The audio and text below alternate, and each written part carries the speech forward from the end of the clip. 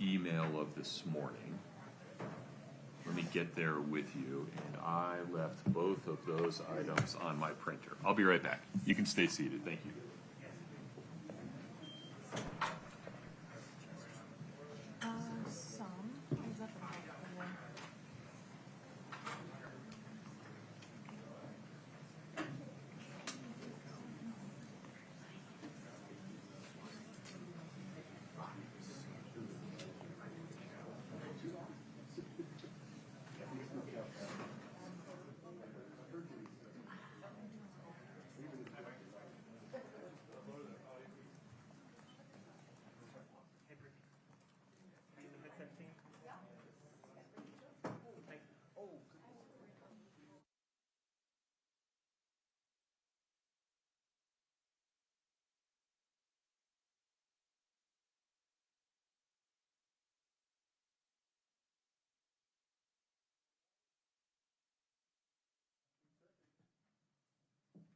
Have a seat. Thank you.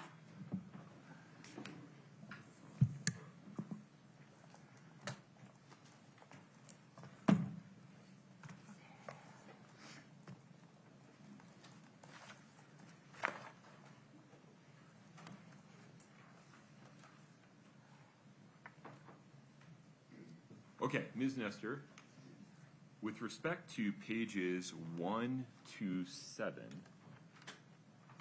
what's the value in, or I guess more accurately, under Rule 106, how do pages 107 qualify, explain, or place into context the stuff that follows? Mainly because he gives the reason why the whole interview is happening, like what he's doing there and why the interview is happening, and from his perspective. And I believe that's important to put the whole interview into context. I don't see there's anything at all objectionable in it, and it does provide a context of how this meeting happened. They're not in the police station, they're in her house. She invited him in. She voluntarily met with him. All of that, I think, matters to context, and we're asking that it come in, especially because there's nothing in it that's controversial, and there are things that I think that are very helpful. Mr. Bloodworth. Your Honor, there's a distinction between context to the interview and context to particular statements. And while this provides context to the interview, it provides no context to kind of any of the 6 individual statements.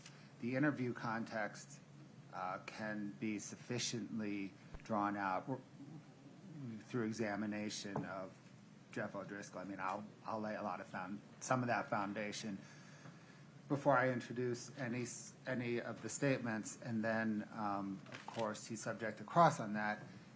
The other thing is this is peppered with the defendant's self-serving statements that the state holds the keys to. Okay. So we're going to do this one chunk at a time.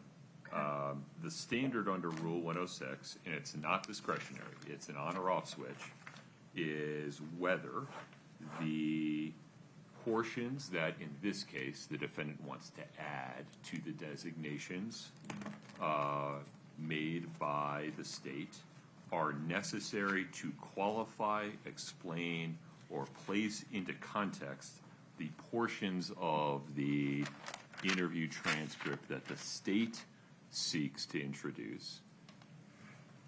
That's under cases like State versus Cruz Meza, 2003, Utah 33, at paragraph 14. Here, with respect to pages 1 through 7, I'm persuaded by the state that this context for how the interview occurred will come out through direct and cross-examination of Detective O'Driscoll. These 7 pages are not necessary to qualify, explain, or place into context any of Kouri Richins' statements that follow. Okay, so we're not going to add 1 through 7. Those will stay redacted. Then we get to pages 29, no, sorry, 15 to 16, right, Ms. Nestor? Yes, sir. Okay. This is new as of this morning. Give me just a moment. Did you have a specific line number or the whole pages? Just the redactions that are on both pages, we would like unredacted. So it starts at line 10. There are no redactions on those pages. I have redactions on lines 10 through 25 on page 15 and lines 1 through 12 on 16 is the copy I was given. Your Honor, in negotiating this back in whatever, January, the state conceded to her request to unredact that. The state unredacted it. The current copies, which are before the court and in the link I recirculated this morning, show no redactions there. Okay. That's moot then. Very good. That brings us to pages 29 to 32.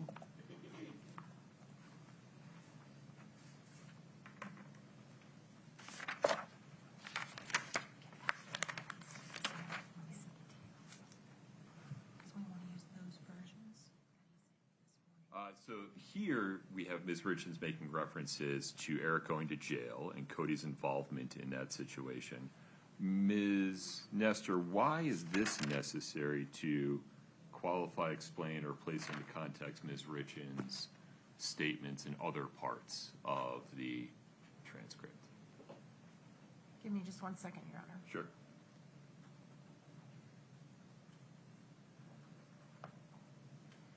So previously, they were talking about whether or not Eric was happy, if he was depressed, if he was suicidal. And as a flow, an arc of that conversation, she then goes into the question O'Driscoll asks is, okay, anything else regarding his mental health history? That's line 3 on page 29. She answers, no, not really. But then she goes into, like, there wasn't generally, he had his struggles, he was stressed, and then she explains how he was stressed. So I think or why he was stressed about his relationship with his business partner. I do think that completes the answer to the question. It completes the entire subject matter of the conversation. It's actually evidence that has already come in as far as no longer being objectionable. This all came in Cody's testimony. So we would ask that it be put back in.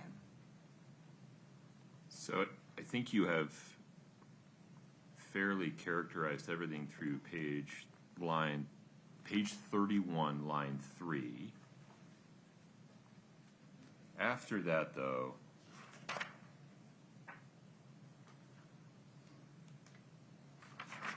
I think he turns in a different direction.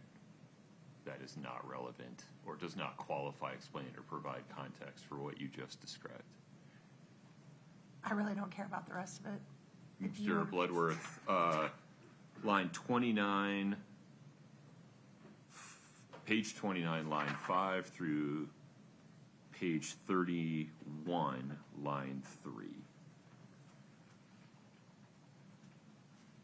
So we will unredact that portion, Your Honor. I think it's a fair continuation Fair. of Kouri's explanation regarding things that were stressing Eric Richins.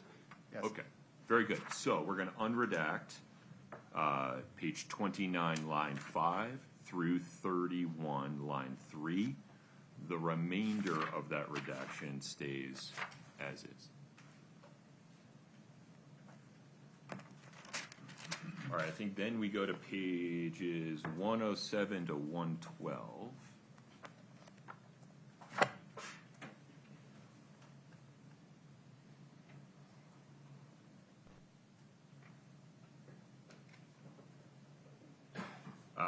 Help me out, Ms. Nestor. I wasn't quite following defendant's position on this. Okay, just 1 second, Your Honor, I'm sorry.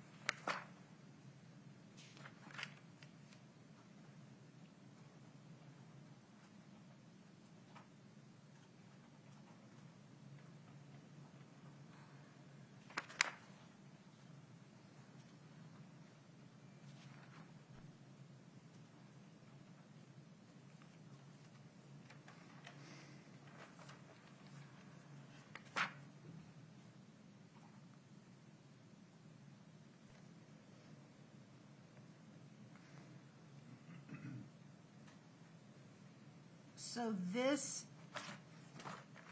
and it's getting hard for me to remember what I know from what happened in the courtroom versus what I know from getting ready for trial, so I apologize. I cannot remember if this came in yet. I think it's going to come in with Mr. O'Driscoll if it hasn't already with Chelsea, but there's conversations in here about texts with Chelsea on the day that Eric passed. And it's a continuation of O'Driscoll asking about phone records and him reviewing available phone records. And she goes into what she's reviewed in terms of the calls between her and Chelsea. So I do think it's all part of one conversation. Let's see. And I think to the extent that hasn't come in yet, I think it's going to come in today. Well, I don't disagree with your prediction about what Detective O'Driscoll might testify to. The task I have to engage with here is whether any portion of 107 through 112, line 9, is necessary to qualify, explain, or place into context Ms. Richins' other statements in this interview. So I think it's a direct continuation of the questioning above it about telephone records and whether Right. she has available phone records, and she discusses these records of calls with Chelsea. So I do think it's all one conversation. Can you point me to specifically, it seems to me that in the preceding pages they're talking about what phones she had access to during what periods of time, when those devices were or were not available to her, which belonged to C&E, which belonged to her. If you go back just a little further, Your Honor, to page 105, line 15, Detective O'Driscoll starts with, okay, so when was the last time before the night of the 3rd that you talked to Chelsea? Do you think it was the 2nd? And she says, I think it was the 2nd. And he says, when you guys were talking about the anniversary, do you know for sure if it was the 2nd or 3rd? Kouri goes into, well, yeah, because actually she sent me all the text messages because they were saying Woody tried to tell Chelsea, which was not true, that Chelsea's the last person I talked to. That's absolutely not true. And that there was some kind of message or something the night of the 3rd. I don't know, but we've pulled all phone records, and Chelsea still has messages on her phone. So none of that is accurate. And then it goes into, do you have those records? They were talking about subpoenas. Do you still have them? And then they start redacting her explanation of how she got these texts and basically that she's looked at them and what they say. So I think you're cutting out the second half of that conversation, which to us is misleading, and we'd like it all in. Your Honor, may I offer a suggestion? Yeah. The state proposes to redact page 105, line 15, all the way down through 107, line 11. So redact the entire portion as it relates to Chelsea Barney. Okay. That removes the necessity of what follows, Ms. Richins. Ms. Nestor. It does, except that I think they'd have to go back further because they still have up there where Detective O'Driscoll's basically saying it's weird that your conversations with Chelsea's are deleted. So, I mean, they're just picking the part they like and taking out all the rest of it, right? So they'd have to go back further. If they really want to take out everything about this, it would eliminate my objection, but they'd have to go back to, let's see.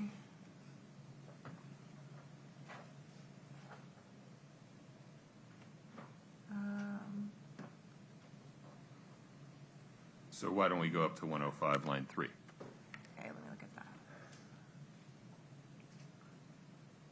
The state still gets the general question on page 104 into 105. It just doesn't focus on Chelsea. That would fix my objection because then it would just take all of it out. Well, you're, For example, just so the record is clear, because we only have an audio record here, Sure. we have Detective O'Driscoll asking about whether things. Is it possible that things were deleted on your phone? And Ms. Richins saying at 104, line 20, yeah, that's just not possible. Right. Right, and then he gets into Chelsea starting on page 105. So, right, if they would delete from 3 of 105 all through all of it, then that eliminates my objection, because then they're not just putting in half of it and not the other half. But I would withdraw my objection under those circumstances. But if they want half of it in, I want all of it in. Well,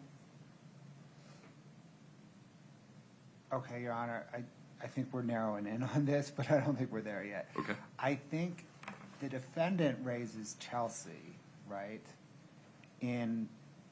at page 105, line 8. It wasn't Detective O'Driscoll. So I think the redactions should begin Oh, I see your point. at Line 15. Right. She's using recovery of information on Chelsea's phone as an explanation for why she wouldn't bother to delete anything. Correct. Okay. And I think So- there's a distinction between, right here, I think at line 15 is the tipping point where there is a statement about deletions, Right.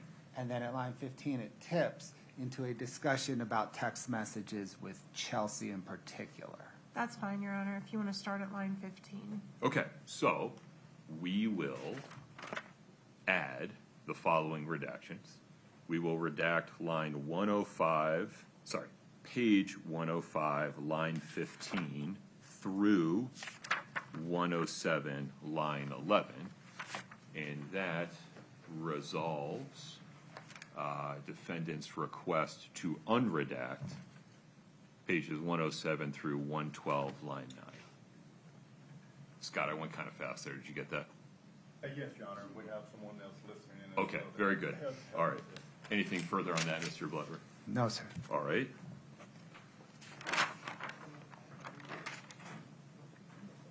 '15 through 107, line 11. Okay. All right. That brings us to page 120.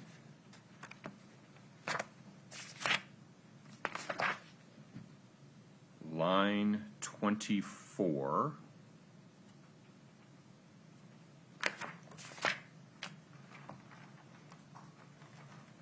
To 121, line 8.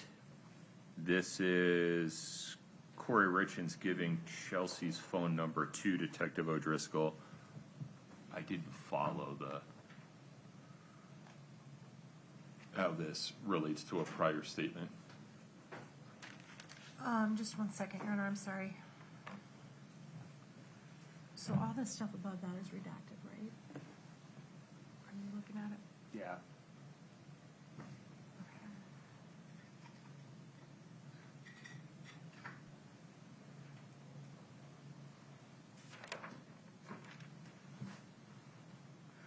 Okay, just a minute, I'm trying to.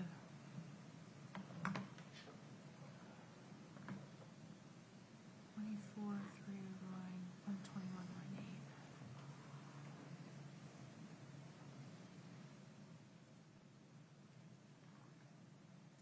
I'm sorry, I'm getting a little bit lost. Just give me, let me No look problem. let me look at my notes that I did just one more time. So right now, we're looking at the 120, line 24 through 121, line 8. Please. Okay, I got it. Just one second.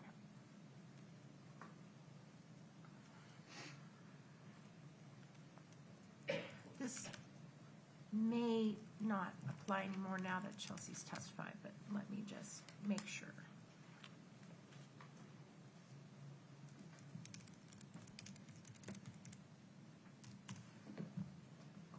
We'll withdraw that one, Your Honor. Okay. Then let's go to page 125, lines 6 through 16. I genuinely don't know why defendant wants to unredact this. This, we have worked real hard to keep this out.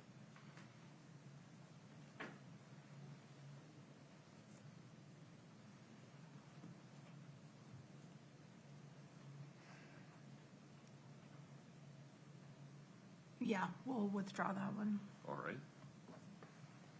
Then we go to page 133. Beginning at line 12. And it goes through 141. Okay. My notes reflect that this is a discussion regarding law enforcement officers and Kouri Wright taking all computers related to C&E and maybe some others, and Kouri having access to the garage and office at the Richins home.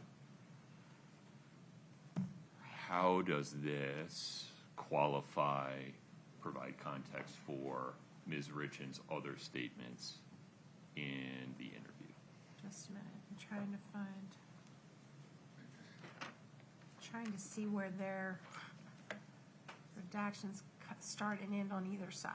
So give me 1 second.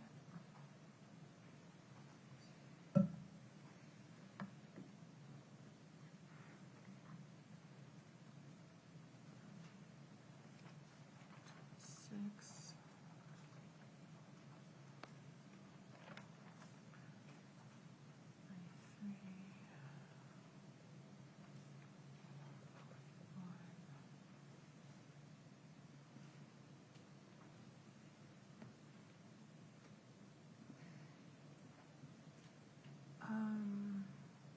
So is everything after 141 redacted still on the, I haven't seen the newest version. Everything after 141 is redacted still. No, there's some unredacted portions beginning at page 167. The statement before this redaction that we're discussing is the defendant's statements as it relates to life insurance.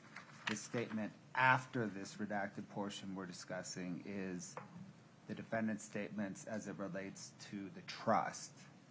And the piece that we're redacting relates to a collection of C&E computers, which in the state's view under 106 is not context to either the preceding or the subsequent statement.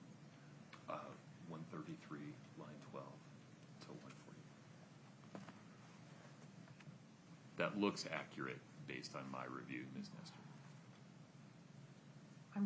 I think most of this has come in now, so I'm just making sure that there's nothing.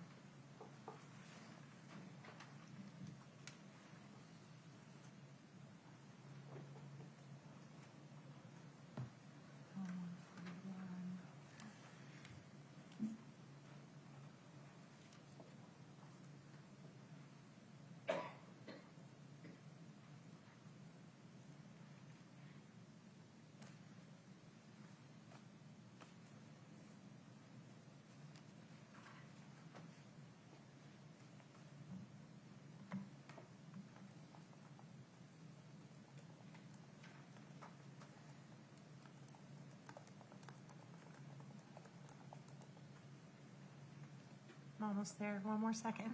Take your time. It was quite a few pages.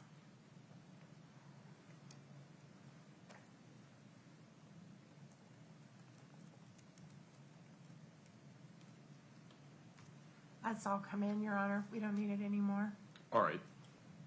So defendant's request to add pages 133, line 12 to 141 is withdrawn.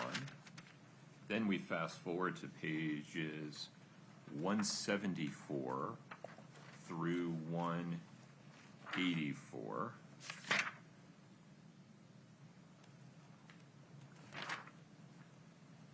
Here, Ms. Richins is talking about the parties' joint account and the flow of money from C&E and her real estate business through various accounts.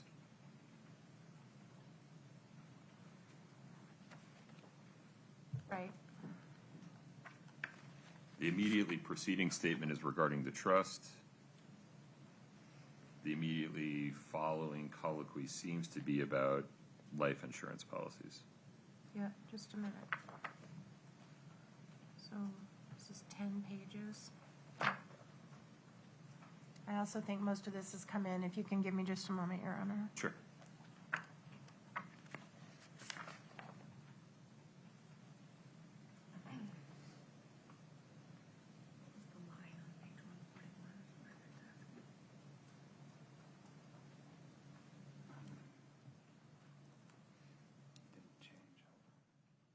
change in all that.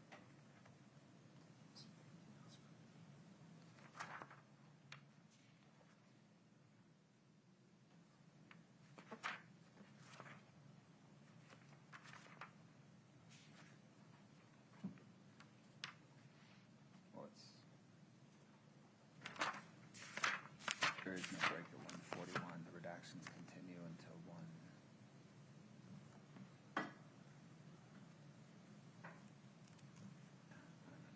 There's no change.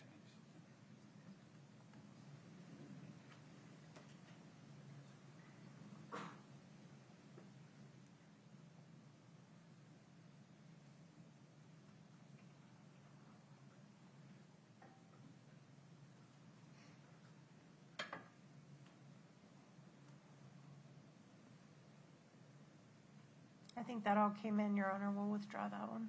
All right. And then finally, page 213, line 25 through 215, line 6. This immediately follows a statement by Ms. Richins regarding Eric knowing about the HELOC and consulting a divorce attorney, and him knowing about that based upon statements made by his family members. I'm not sure. Forgive me, I misstated that. It immediately follows a statement by him about knowing about the HELOC, and then Ms. Richins talks about how he knew about that was because his family members told him, and then he went and consulted with a divorce attorney. Right.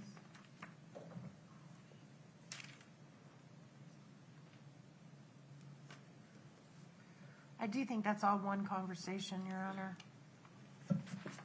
where they're talking about how he I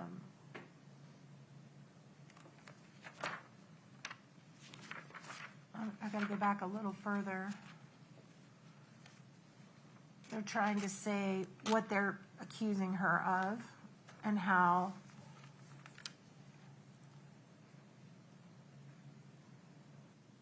they changed I mean, that's all one conversation, I think. I stand on that Tell request. me why Ms. Richins doesn't pivot away from what Eric knew to what his family members were doing to her. There seems to be two different topics here.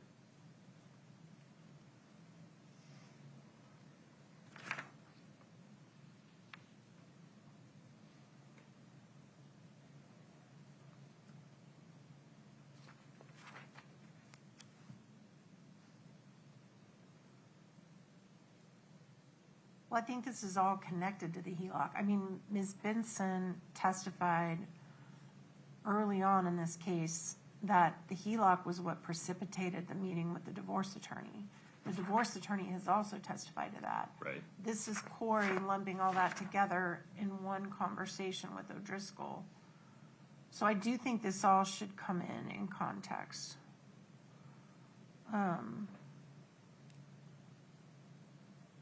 I just think it's all connected to the beginning of the conversation where they're saying that he was unhappy about the HELOC and that he had been meeting with someone about a divorce and that Kouri was unaware of that and that she learned about that later from the family. So I think that's all connected. I would ask that that come back in. Mr. Bloodworth. Your Honor, the preceding statement, which is the statement the state seeks to isolate, is the defendant's statement regarding what she knew about the HELOC. In the redacted portion, she then pivots to divorce attorney discussion, which is in her statement separate and distinct from the HELOC discussion. It has come out in trial that the two are connected, but in this statement, it is a distinct statement through the course of this interview. Just in terms of ending that, Kouri Richins. Yeah, I think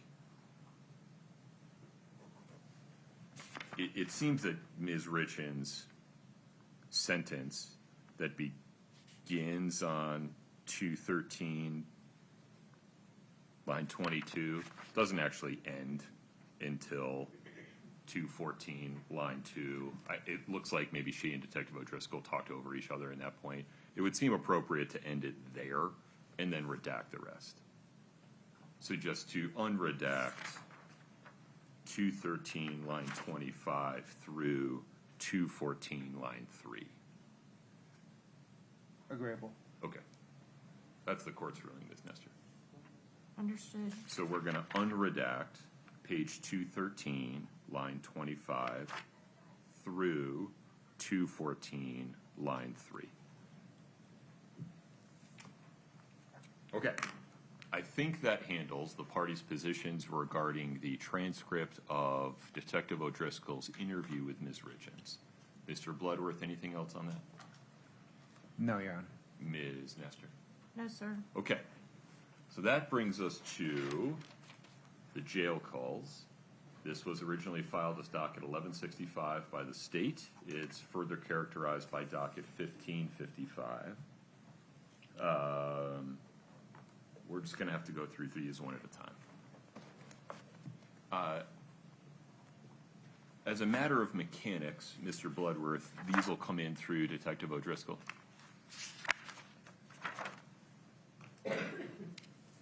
Yes, Your Honor, as a matter of mechanics, and I don't know at this point if we're going to introduce them all through Detective O'Driscoll on direct. In fact, trying to recall, there may be only one or two that I can pin down that we may want to address first, although I think that if we can, we should resolve the whole set of them today, because I can see how it would come up in either redirections and crosses that would begin, Okay. could begin as early as today. All right, let's go through them.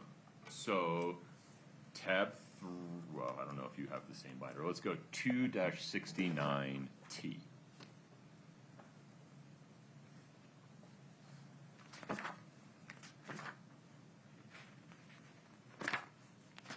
Honor.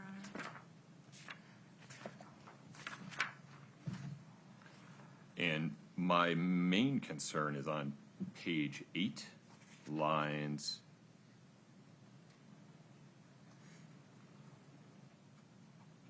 6 through 18, I'm sorry, Your Honor, I'm just pulling it up. Which one are you looking at? Can you give me the number again, sir? 2-69T. Okay, got it. And what portion are we looking at? Well, the court's concern, based upon the content of the unredacted portions that the state seeks to admit, is page 8, Lines 9 and 10? especially. Yeah. Although,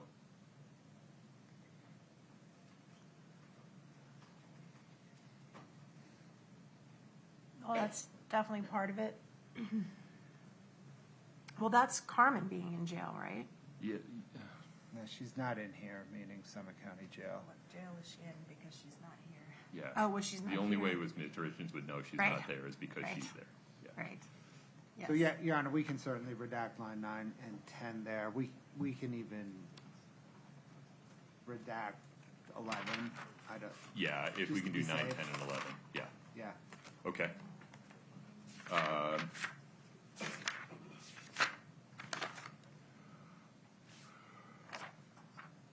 Ms.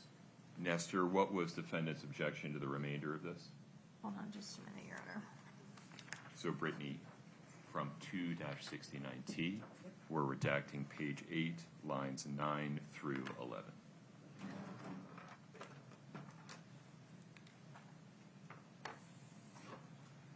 I think that was my objection to this one.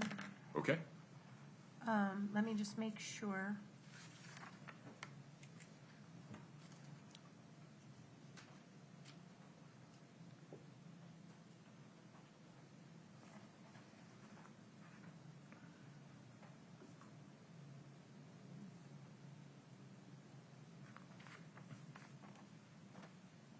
I think that was it.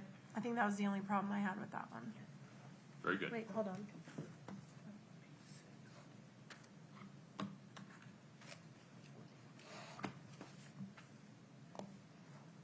That's Carmen. Okay. Yeah, that's it, Your Honor. That was my objection. Very good. Let's go to 2-71R. There's only 3 text messages sent from the jail Oh, I'm system. sorry, Your Honor. Oh, never mind, they redacted it. Okay, I apologize. Please continue. 2-71R. These are text messages sent from the jail system. The state seeks to admit 3, right? Yes, sir. It's the ones from May 24 at 9:50, May 24 at 10:02, and May 24 at 10:03. Correct. Okay. So we have a couple of objections to this one, Your Honor. It looks like they have made all the redactions that we requested that indicate it's jail-related. So those have been resolved. However, this is a correspondence between Kouri and her brother. And the brother's asking her, did Eric ever talk about suicide? Right. And she's repeating things that Eric said to her, which would be hearsay. Also, I believe the brother's statements are hearsay. Well, all of the non-Kouri Richins statements are going to be hearsay if they're accepted for the truth of the matter. Right. So that's Well, an but issue. they're specifically trying to admit what Eric said for the truth of the matter. So that's the concern that I have. It's like double hearsay. I know Kouri's statement isn't hearsay, but when she relays what Eric told her, that is hearsay. So that's our objection to this one. Also, we just don't see the relevance. There's no, You don't see the relevance of whether Mr. Richins ever spoke about suicide? I don't think either side is making the allegation that he intentionally killed himself. That's never been said by either side. I think the state is seeking to prove affirmatively that he did not. So I think we can put relevance aside. It's certainly relevant. Okay. Mr. Bloodworth, talk to me about the hearsay. Put the brothers level aside. It's the truth of Eric's statements to Kouri as related by Kouri. Kouri's level, categorically not hearsay. It's the Eric Richins level.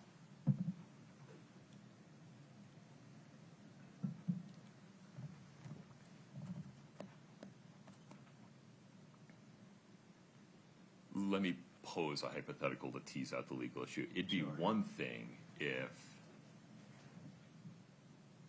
I guess what we're trying to tease out is whether this is evidence of whether Kouri ever heard Eric say it versus whether Eric ever had suicidal ideations. So I appreciate that distinction, Your Honor.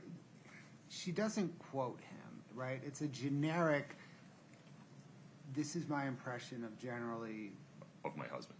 right. Yeah. Well, respectfully, I disagree. He would always say things like, if anything ever happened to me, blah, blah, blah. I mean, if they want to redact everything after the word not suicide specifically, then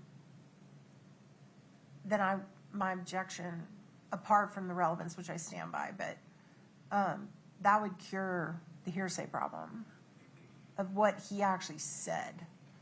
But they could leave in her answer not suicide specifically, because I don't think that relates to a particular statement.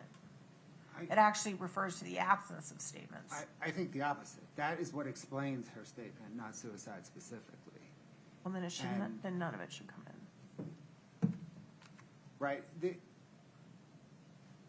The statement is, Kouri Richins' statement is not suicide specifically. The remainder of that particular text message is, in a sense, 106 completeness because she is explaining her statement.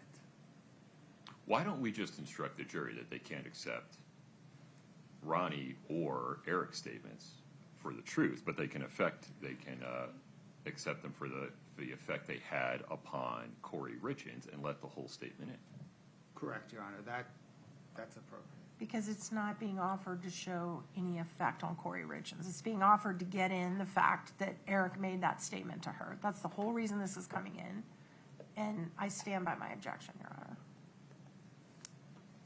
And just to be clear, you don't want to admit the statement that Eric told her they'd be set for life if he died.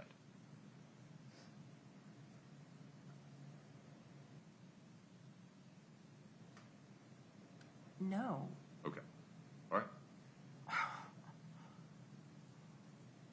That's like, no. Yeah, I guess if the statement Eric made isn't true, what relevance does it have, Mr. Bloodworth? It explains Kouri Richins' statement, not suicide specifically. It is the effect on Kouri Richins to make this, to respond to the question of did Eric ever, whatever the question is, hold on. Did Eric ever talk about suicide? She says, not specifically, and then explains herself. So That's is the foundation for her statement. It shows what the effect of Eric's statements on her. right? But as we tease this out, it seems that to the extent that the effect upon her was relevant, regardless of whether it was true, it was her understanding that she'd be set for life if he died, not whether or not he had suicidal ideations. Is that fairly stated? Your Honor, the state thinks it's both, actually. It is the set for life if he died. It's certainly that, right? But it's also the suicidal ideation part because, evidence will come in that, I think evidence is going to come in that she never believed, she said he would not commit suicide. In other Yeah. in other portions of Well, and at her level, that can come in, right? Sure, but there's a foundation for that. Why do you believe that? I think with respect to this particular text exchange, first of all, I don't understand why we need the third one. Can we work backwards from there? Why do we need her brother saying, just curious, someone threw out a scenario, made me think? That seems to be a throwaway. Well, I guess it all depends on whether or not DJ testifies. Forgive me. That that statement could be used in impeachment of DJ Kouri if he were to testify. Is this one of the things that's coming in through the state's case in chief or the rebuttal case? Or through cross, my apologies. As yet unclear. So, yes, Your Honor, let me perhaps resolve, I think, the current tension. Yeah. If it comes in the state's case in chief, then I would agree that third statement we could redact. We may have a discussion down the road about unredacting it. Understood. Okay. So focusing on the first two, I think the correct result here, let me state it and then let counsel ask for any clarification, is to admit the first two text messages with the following instruction to the jury, that they cannot consider Ronnie's statements for the truth of the matter only for the context that they had or the effect they had upon Ms. Richins as the listener. They cannot consider Ms. Richins relating what Eric Richins told her for the truth of whether he ever had suicidal ideations or whether she would actually be set for life if he ever died, but can consider it for the effect that that statement by Eric Richins had upon her on a going forward basis. Can we just get a statement as to what effect that did have on her? Because I don't understand that argument at all. And She maybe thought just- she would be set for life if he died. It provides a motive to kill him. Okay. Mr. Bloodworth, any clarification? No, Your Honor. Okay. Any other clarification, Ms. Nestor? No, sir. We just would like a continuing objection to that one. I don't know what you mean by that. So I don't have to, when they admit it, I won't have to jump up. I just like, And you don't, under Okay. Rule 103, have we discussed anything further on that? no, sir. Okay.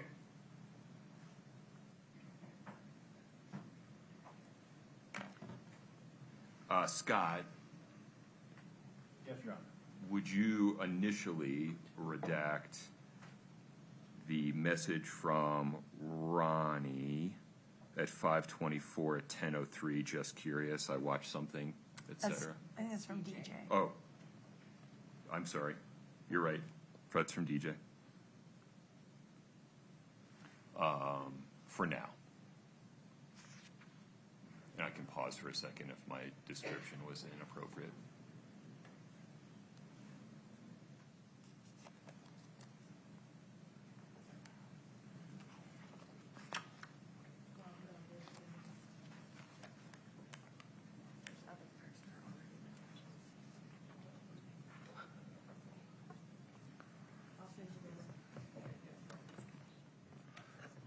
We're getting it. We're tracking it in the back as well. No problem. Sounds good. Okay, moving on. That brings us to 272R. As I understand it, it's 5 text messages from 5/31/2023 at 7:14 to 5/31/2023 at 7:24.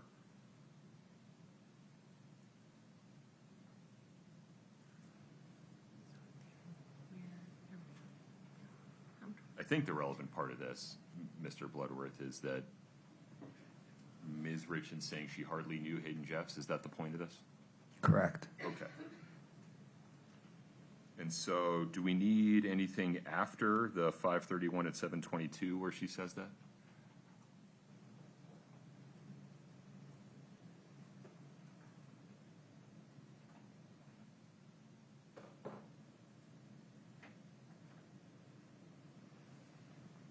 So you're referring to the last two of those texts?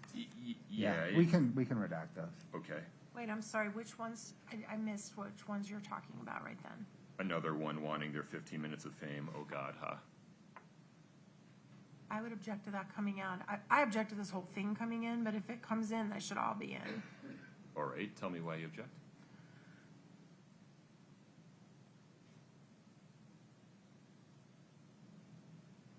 I don't understand the relevance of this at all. So we have testimony that's come out that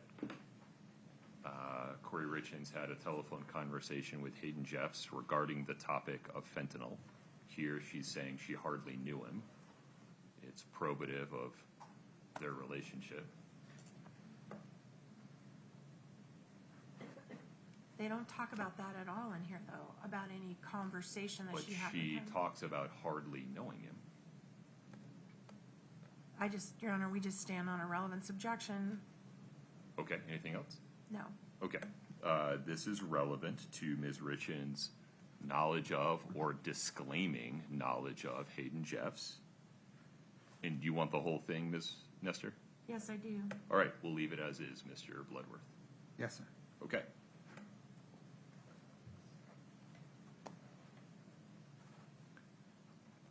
All right, tab 7. Sorry, 273T and 274T and 275T. Mr. Bloodworth, Ms. Shervanek, I am genuinely confused by these in terms of this transaction in St. George and this other deed, and I read them 3 times. I really don't know what they're talking about. So let me propose this as a way forward. Yeah. To date, nothing has come in where the state would use these. I can see a circumstance where the defendant's mother would testify that the state would want to use these texts. in impeachment Or the phone conversation. or the phone Right. conversation. Okay. So maybe we can just put a pin in these till if and when that circumstance arises. I appreciate that. Any objection, Ms. Nestor? No, Your Honor. Okay, very good. We will skip 73T, 74T, and 75T for now. Then we go to 2-76T.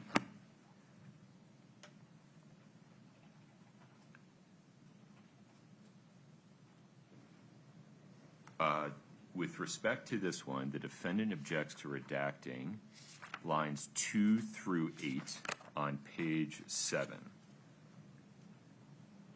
Under Rule 106, in the court's view, Lisa making a comment about a corrupt police force is not required to be included under Rule 106, but Ms. Richins wondering if Detective O'Driscoll didn't relate part of his conversation with her to the prosecutor. That seems to provide context. It wasn't the corrupt police force comment I'm interested in, it's Kouri's, so I don't have a problem with that staying redacted. So I think if we just focus, Mr. Bloodworth, on page 7, lines 4 through 8.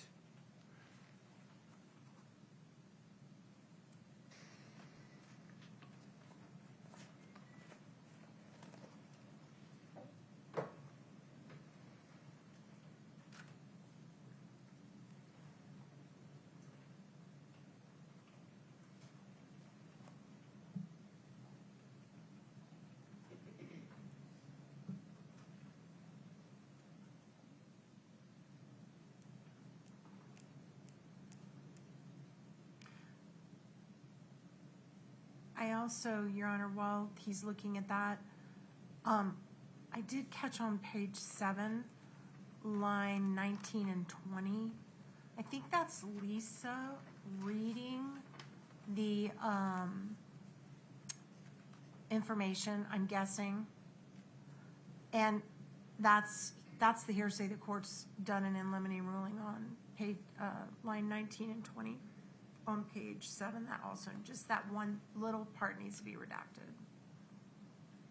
He later told his friend he thought Kouri tried to poison him. That's been kept out.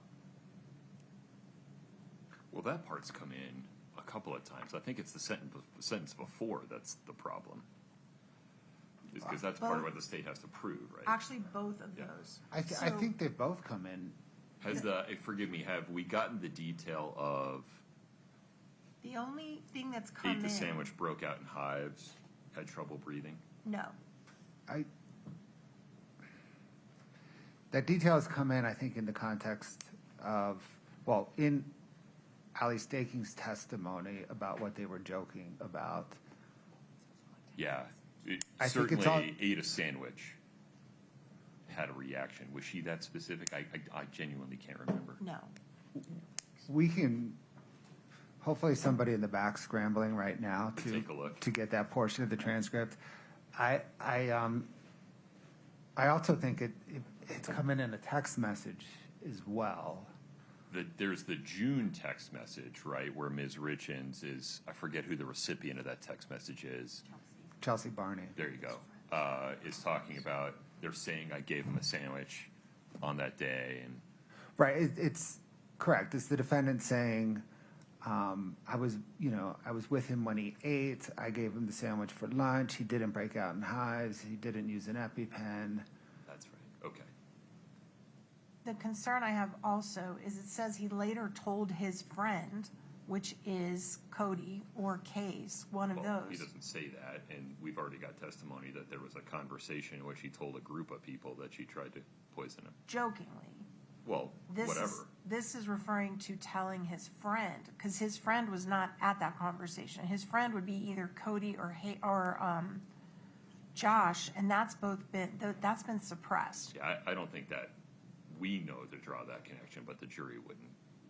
I don't think we can risk that, Your Honor. I mean, there's a reason you made that ruling. We should stand behind your ruling. I am standing behind it. Let's take this one piece at a time. Mr. Bloodworth, line 7, can we please add in, any objection adding back in lines 4 through 8? Sorry, page 7, Page lines 7, 4 lines 4 through through 8. 8. Yeah. No objection to adding that back in. Okay, so we will remove the redaction in 2-76T of page 7, line 4 through 8. Then, Ms. Nestor, what is defendant's request with respect to lines 16 through 20? Your Honor, all we're asking is at least a Darden statement, which starts at line 16, and then the next question is, when Eric ate the sandwich, he immediately broke out in hives, had trouble breathing. He later told his friend he thought Kouri tried to poison him. We're asking to redact that whole comment of Ms. Darden. Mr. Bloodworth, the state's response. Your Honor, I think the, just as some context here, Lisa Darden is reading from, I think, it's the interrogatories in the civil case. That's why she uses the word question. The important part from the state's perspective is Kouri Richins' response there, ridiculous, right? So the preceding paragraph is necessary for the effect on the hearer. I think the court can instruct around any any hearsay problem about considering it for the truth of the matter asserted. Okay.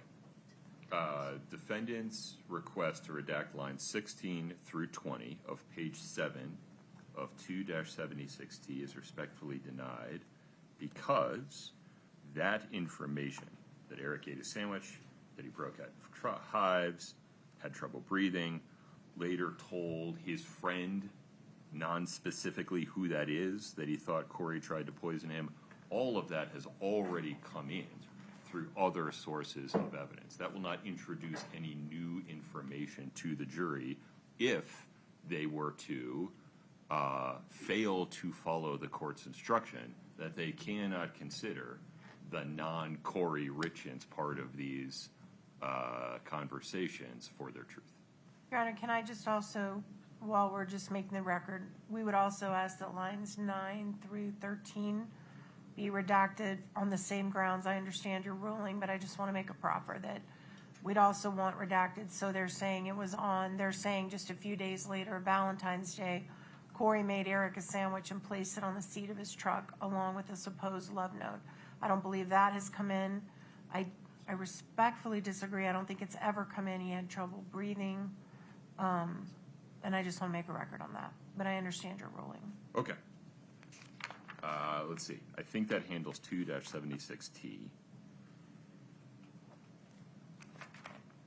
Let's go to 2-77T.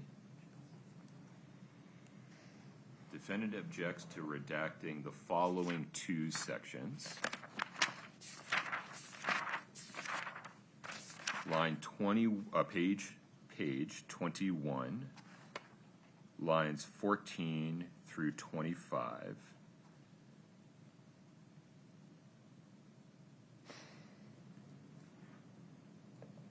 This just seems to be a self-serving statement by defendant that is not necessary to qualify, provide context for, or explain any of the other unredacted statements.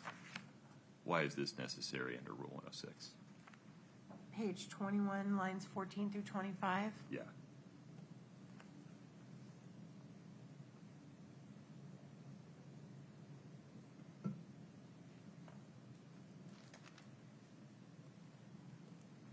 Let me check and see when they.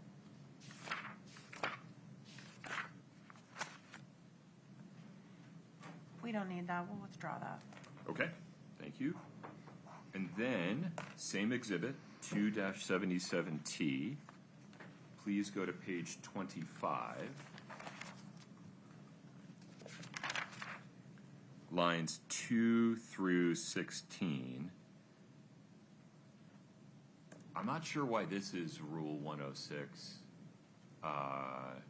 material either. It is almost entirely Ronald Darden statements with just Ms. Richins making non-substantively responsive comments.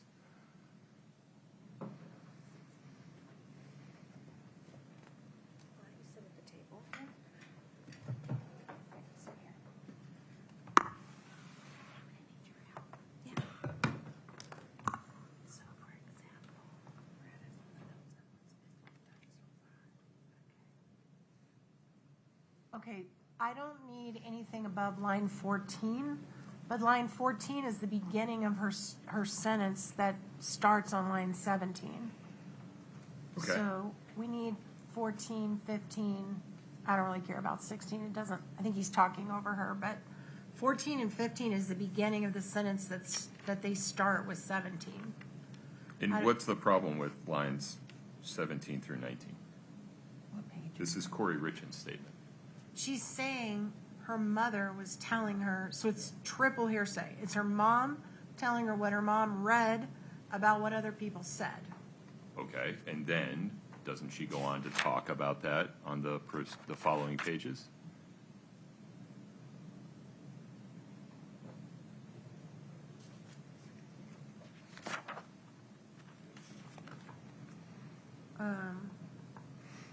I'm not sure what you're asking me.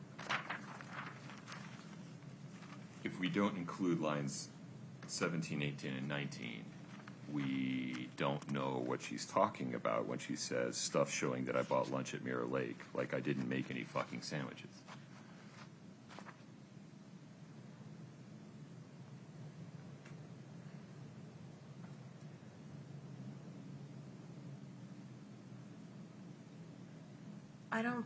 It's context for what she's talking about I later. don't think any of it should come in. I mean, it's all talking about a triple hearsay statement, and she's addressing it. It's her making comments about what did or didn't happen with respect to the sandwich on Valentine's Day. It's That's her relevant. responding to what the triple hearsay statement is saying. Well, that's fine, but the statements made by other people do not come in for the truth. Her statements are admissible as categorically non-hearsay. So you're going to make an instruction on this one as well?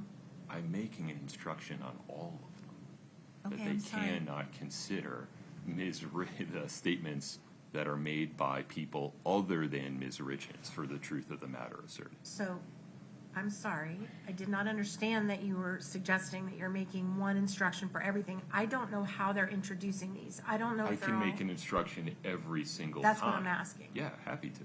Okay, that's...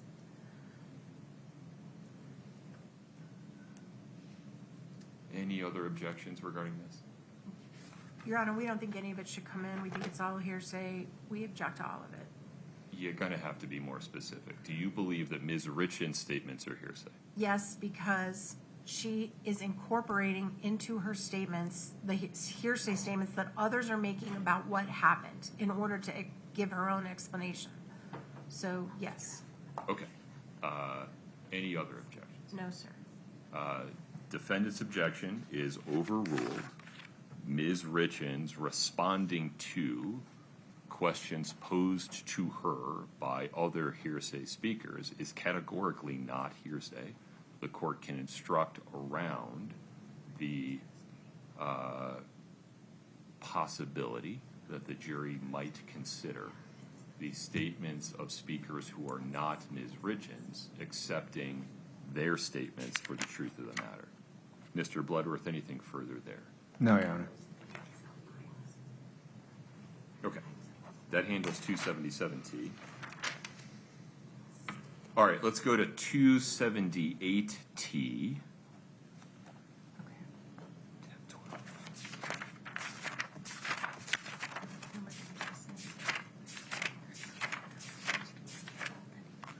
Mr. Bloodworth, take a look at page 11 with me, please. So, Your Honor, maybe I can head some of this Please. off.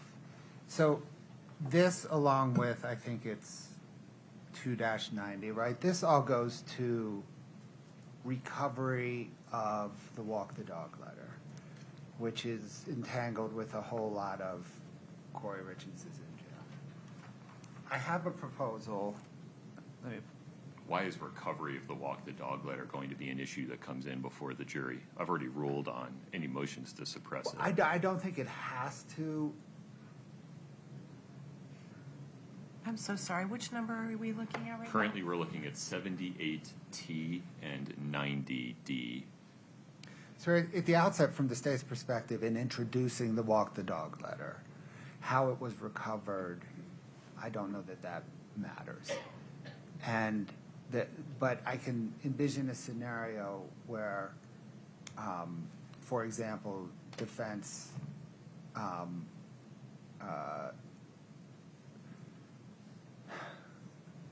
the defendant has said that this 6-page walk the dog letter, it's been redacted down, but 6-page walk the dog letter was part of a 65-page fictional manuscript, and it was recovered from the middle or whatever of that manuscript, and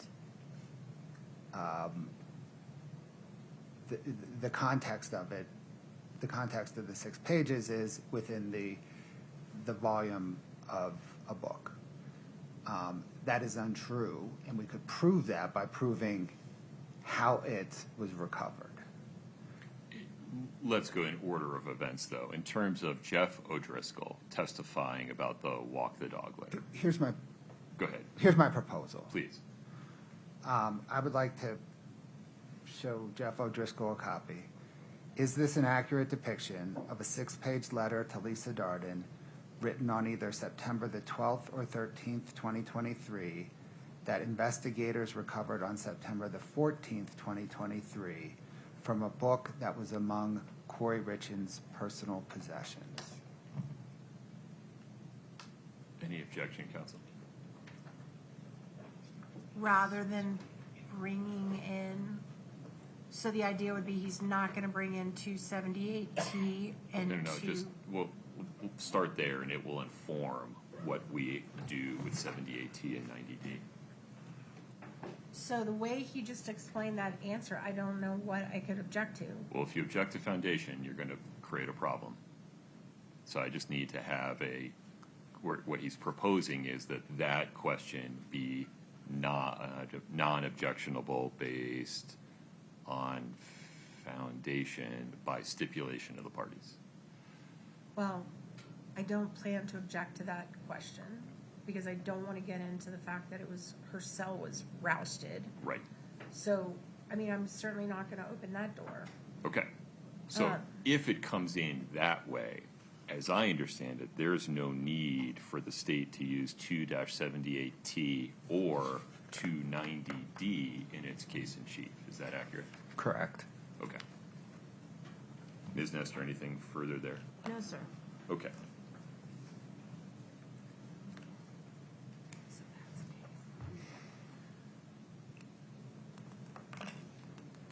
Okay, then can we go to 2-93T?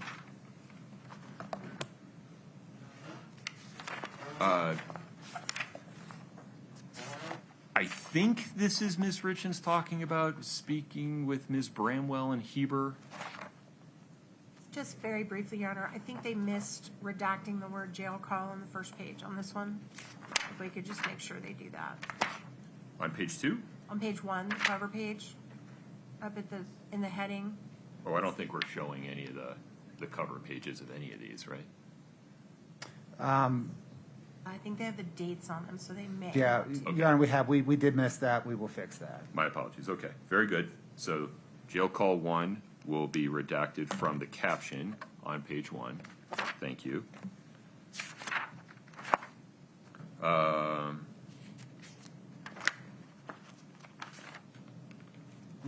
Help me out. What is the probative value of this one, Mr. Bloodworth? And is this only one that might come in rebuttal, or is this the case in chief? No, Your Honor, the state withdraws this one. Now that we've resolved the Bramwell issue and she's testified, this is no longer necessary. Very good. 2-93T is moot. All right, 2-94T. Part of this is regarding the vacation booking statements. Part of this is Kouri Richins making statements regarding the vacation booking statements. And part of this is regarding the thing in Heber. Candidly, the statements or the back and forth regarding the quote-unquote thing in Heber is pretty confusing. The first part, I think, is more clearly probative. This one also, Your Honor, they missed jail call on the cover page, if we could just redact that. Scott, page 1 of 2-94T, in the caption, please redact jail call 2 from the caption. Here you go.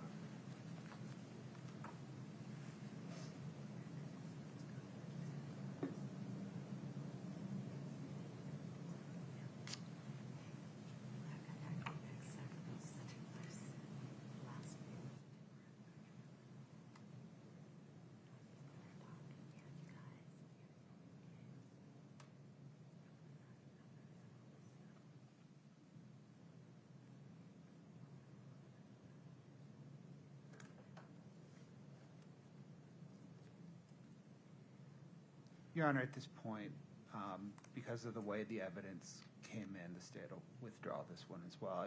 I can envision some corner cases where we might want to revisit it, but for now, let's just set it aside. Very good.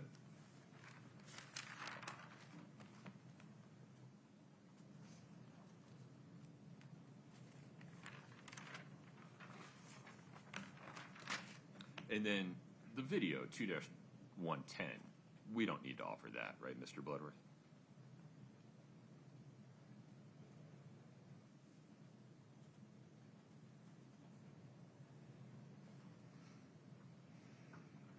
Sorry, sir, I'm just bringing it up.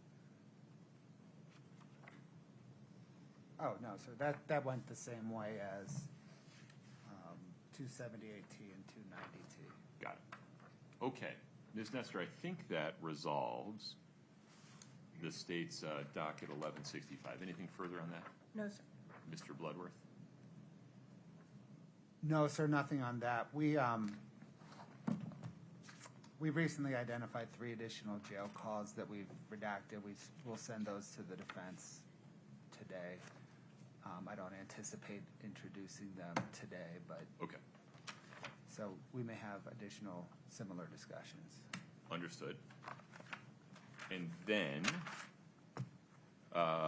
let's see. May I ask about the state's motion to admit redacted exhibits 8-57R through 8-63R? That is the state's designation of prior consistent statements by Carmen Lauber. May we talk mechanics for just a moment? Yes, sir. How are these coming in mechanically? So, Your Honor, in questioning Jeff O'Driscoll today, I will ask him about conduct of the interview of Carmen Lauber. Ask him about the defense's question. You know, he was present when the defense questioned Carmen Lauber about certain statements. In context, do those, are those statements, fair? No. And then move to admit the various 57 through 60, whatever. So I appreciate that the state has evidence through Jeff O'Driscoll and perhaps others that the arc of the interview, particularly the conduct by law enforcement officers or investigators and Ms. Lauber's responses thereto, are not the same as suggested by defense's cross of Ms. Lauber. Right. But you can elicit that evidence through Detective O'Driscoll's testimony. And to the extent you need to show that Carmen Lauber testified consistently with her direct versus the suggestions of what she said or what she said on cross, you can certainly do that. Mm-hmm. My question is, though, it seems like a lot of this is being shown the arc of the investigator's conduct rather than just Carmen Lauber's prior consistent statements. Now, I understand context matters, but do we really need all of it, is my question. Your Honor, the state tried to narrowly tailor the amount of information. I think, And to I'll- be clear, I recognize that we went from 900 pages down to 100-ish. Correct. So I understand that. I think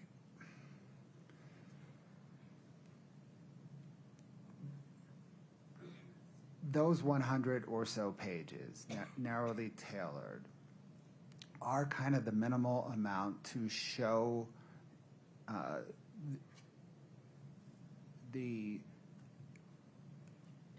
motive, Carmen Lauber's motive, that it was more, certainly there was a self-serving piece, but there was a lot more than a self-serving piece.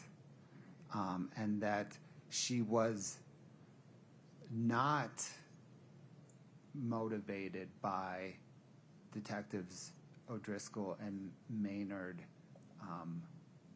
bullying her. Right. I think the full expanded 900 pages show that the best. I think the 100 or so we culled to show it enough. Do you have these as one kind of video clip that plays from interview to interview, or will you provide some signposts for the jury as you introduce them?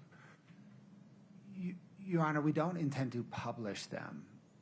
We intend to make a few points from them through Detective O'Driscoll's testimony, provide them to the jury, and in argument argue something like,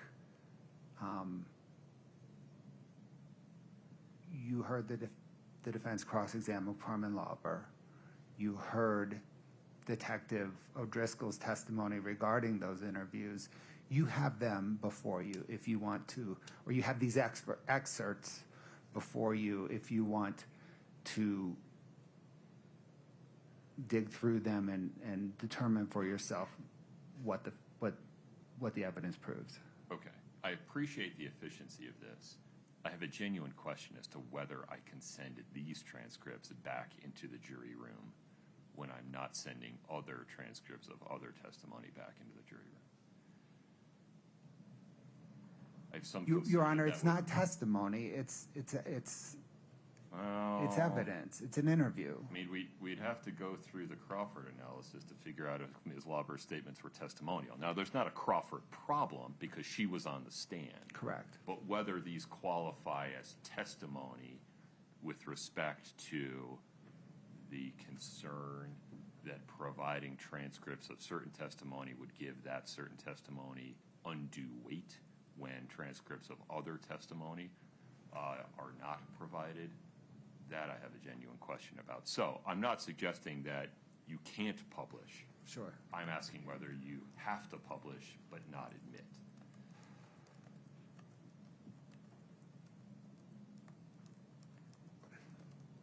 But she was in custody. She was being questioned by law enforcement officers. I think there's at least a reasonable question as to whether this would qualify as testimonial, quote unquote.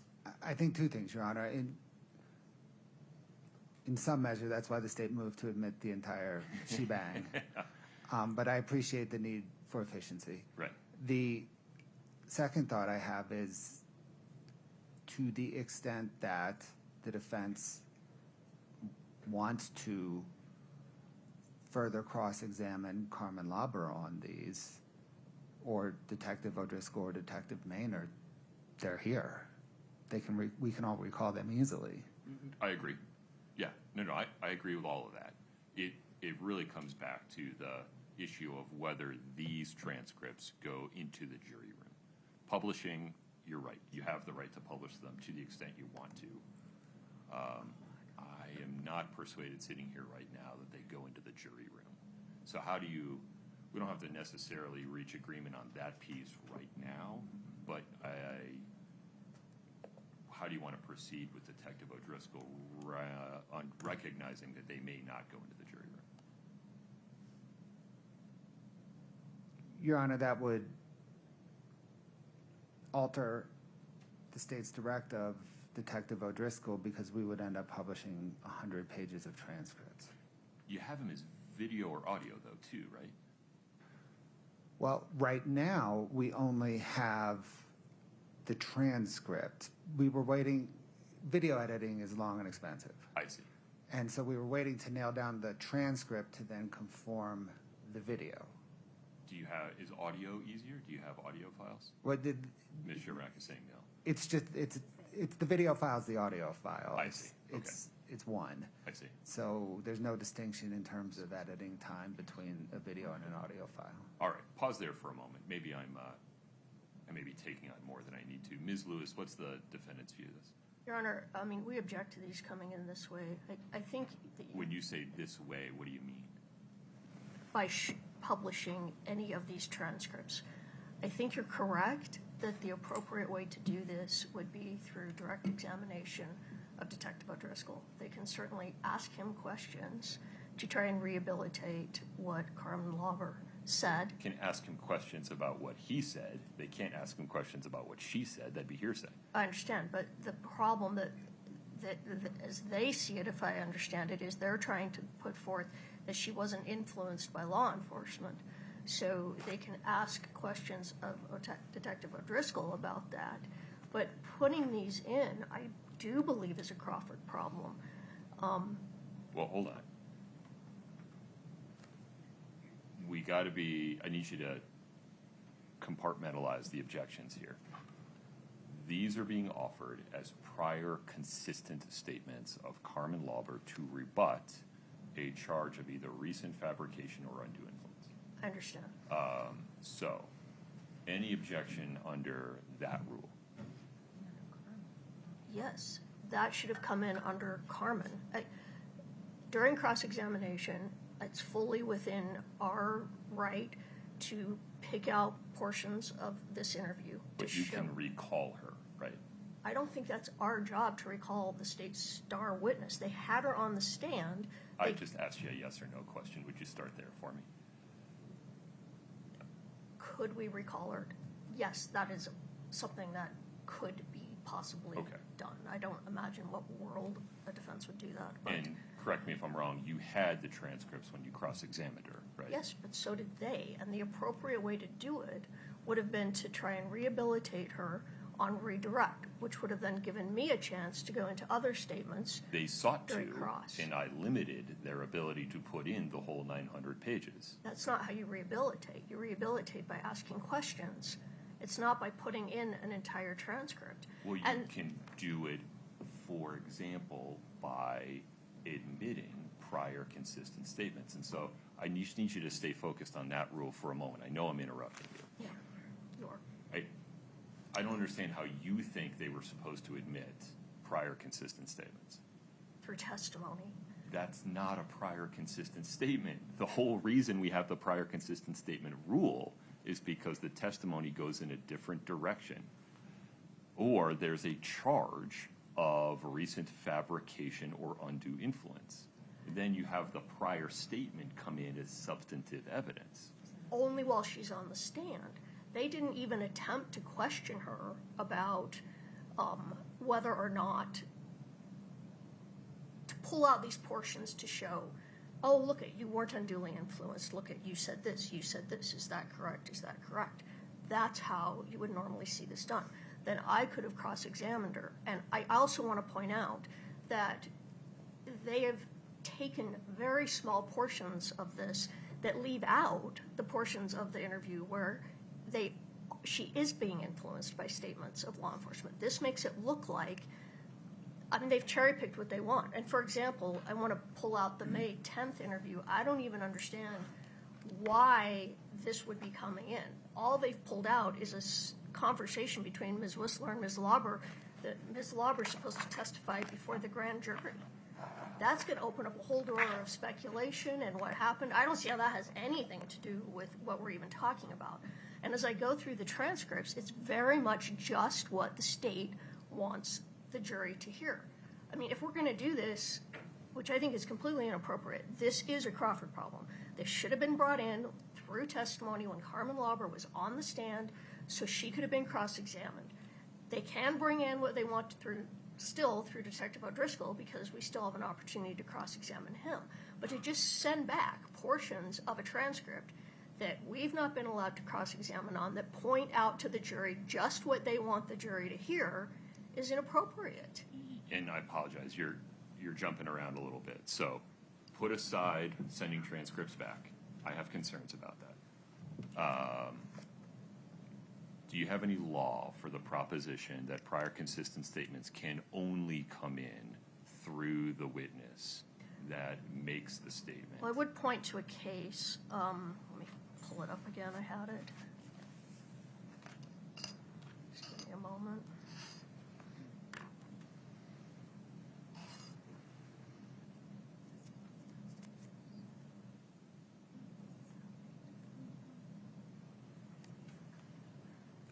I can't find it now. One moment, please. Yeah.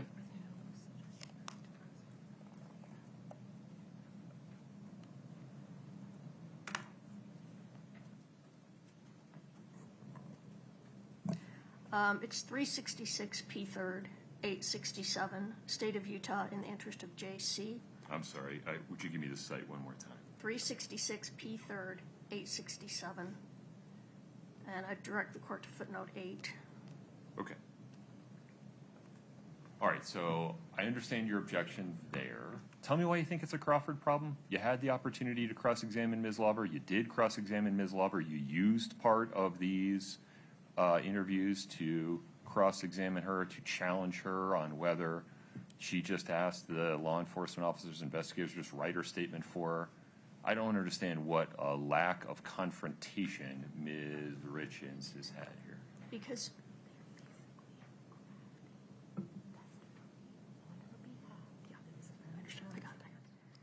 Because what is happening here is now they are basically crafting testimony on her behalf. They should have asked her these questions. I haven't had an opportunity to cross-examine her on what they now want to bring in. They should have brought it in through direct, and instead, which I get was difficult with her.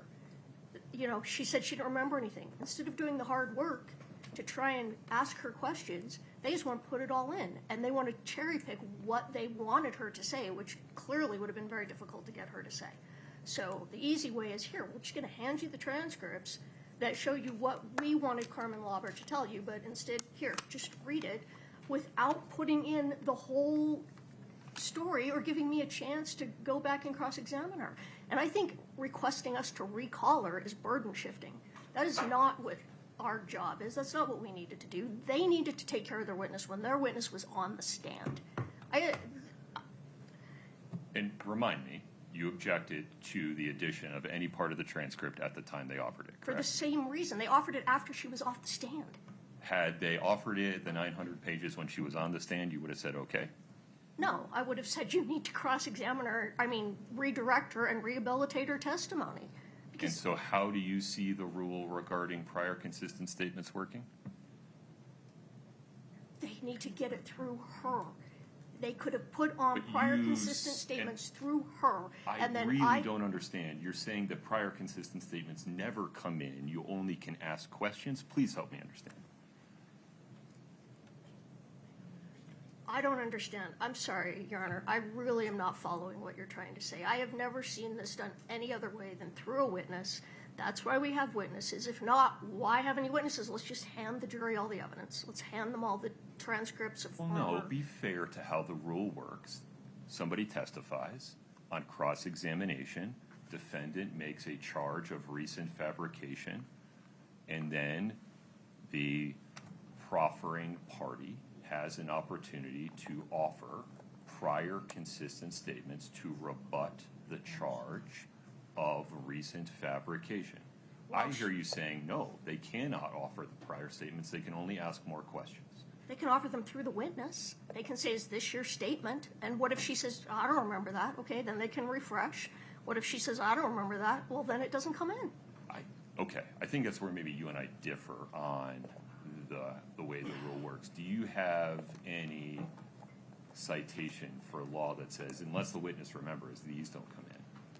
Well, off the top of my head, I'd have to spend some time, but I would look at Rule 613 of the Utah Rules of Evidence that talks about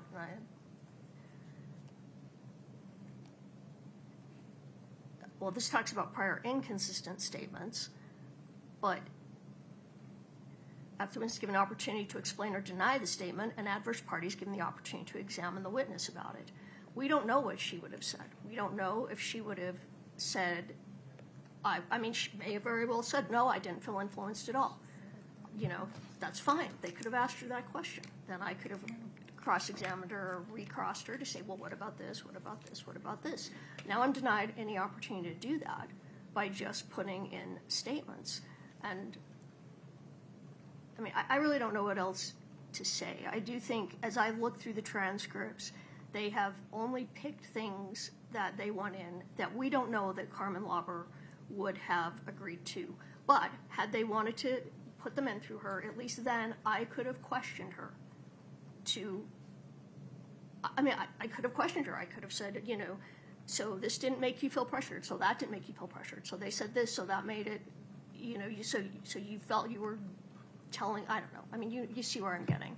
And I don't have any opportunity to do that in this way. They can ask Detective O'Driscoll questions. We can cross-examine Detective O'Driscoll, and the jury can make a determination of that. But by cherry-picking statements that they wanted Carmen Lauber to testify to but didn't ask her, I think that's error. It's not the cherry picking, it's the root, right? It is. I mean, you cherry-picked statements too. Everybody cherry-picks Right, statements. and they could have done it on redirect, and they chose not to. So again, it's the root, not the cherry-picking, right? If she were Well, on yes, the stand, yes, the if- cherry-picking yes, would not be a absolutely. problem. They could have, because then I could have gone back and pulled out other statements. I think we're agreeing. Okay. All right. All right, I take your argument seriously. Mr. Bloodworth, I'm going to have to take a look at this real quick. I understand this to be a threshold issue with respect to Detective O'Driscoll. Is that right? Yes, Your Honor. Okay. Anything further at this moment? I think if he wants it, we just say he said it all that.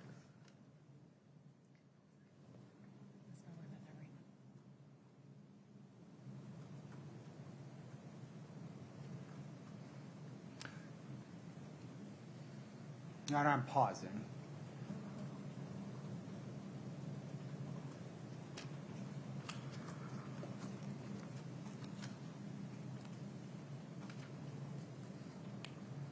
Can we have 5 minutes? Of course.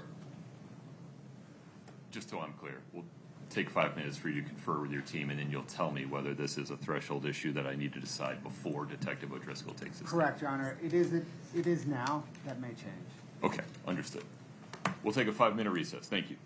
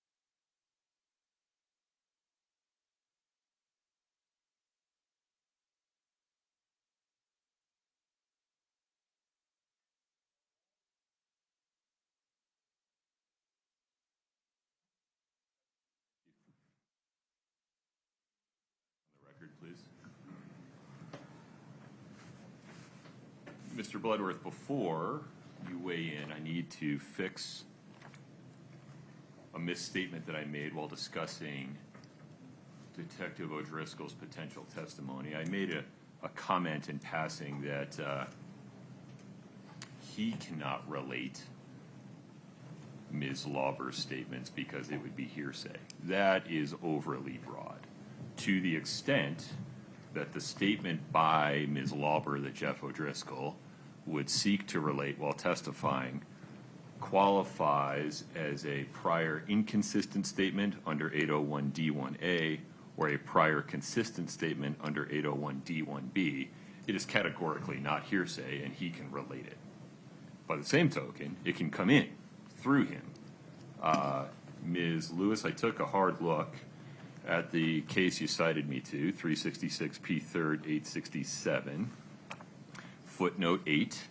There, the Utah Supreme Court related the competing positions by the state and the respondent. Those competing positions are substantively identical to the competing positions of the state and defendant here regarding how statements under 801D1 are to come in, and the Utah Supreme Court expressly declined to reach the issue. They did not rule that they must come in through the declarant. So, as I sit here today, there is no authority for the proposition that prior inconsistent or prior consistent statements can only come in through the declarant witness as long as the declarant witness testified and was subject to cross-examination.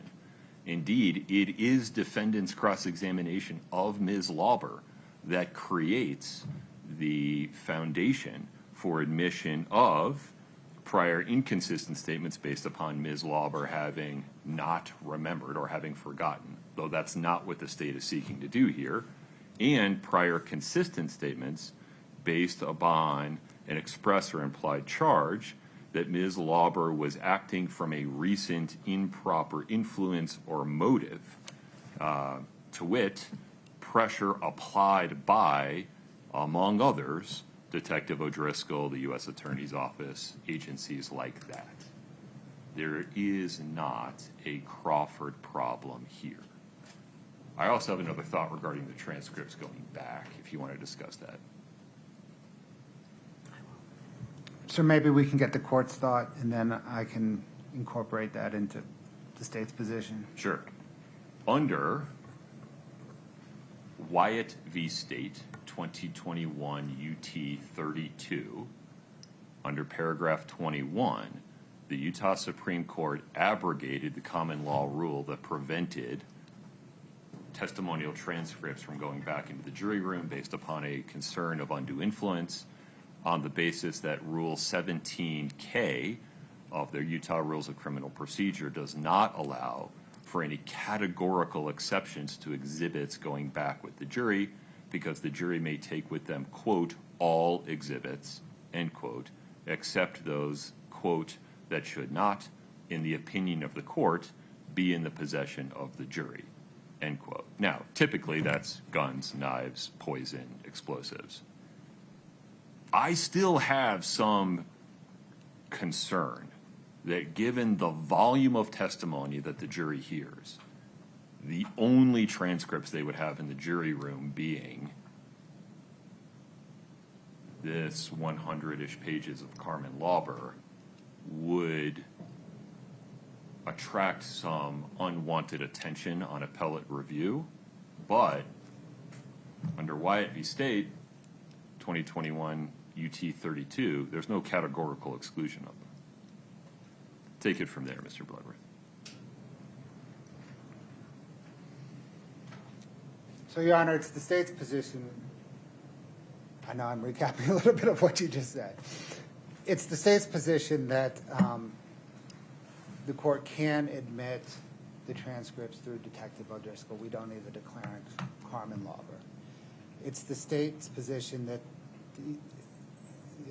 there is no Crawford issue, in part because of the 801D1 requirement for opportunity to cross has been satisfied in this instance. It's the state's position that the defense, to the extent they want to recall Carmen Lauber, is not burden shifting, it's just that it's the defense strategic choice. And it's the state's position that the transcripts can go back to the jury. Now, having said all of that,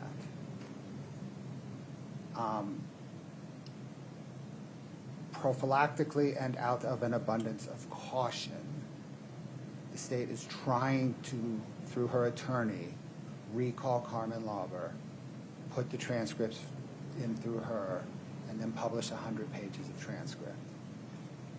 As much as the state thinks that is horribly, horribly inefficient and unnecessary. We've reached out to her attorney. I do not yet have an answer. Okay. This is a threshold issue for, I don't know, the midpoint of Jeff O'Driscoll's examination. So I propose our next witness is Chris Koutsadimos to clean up some stuff from yesterday. I propose we next call him. We then begin the state's direct examination of Detective O'Driscoll. That'll probably take us till lunch.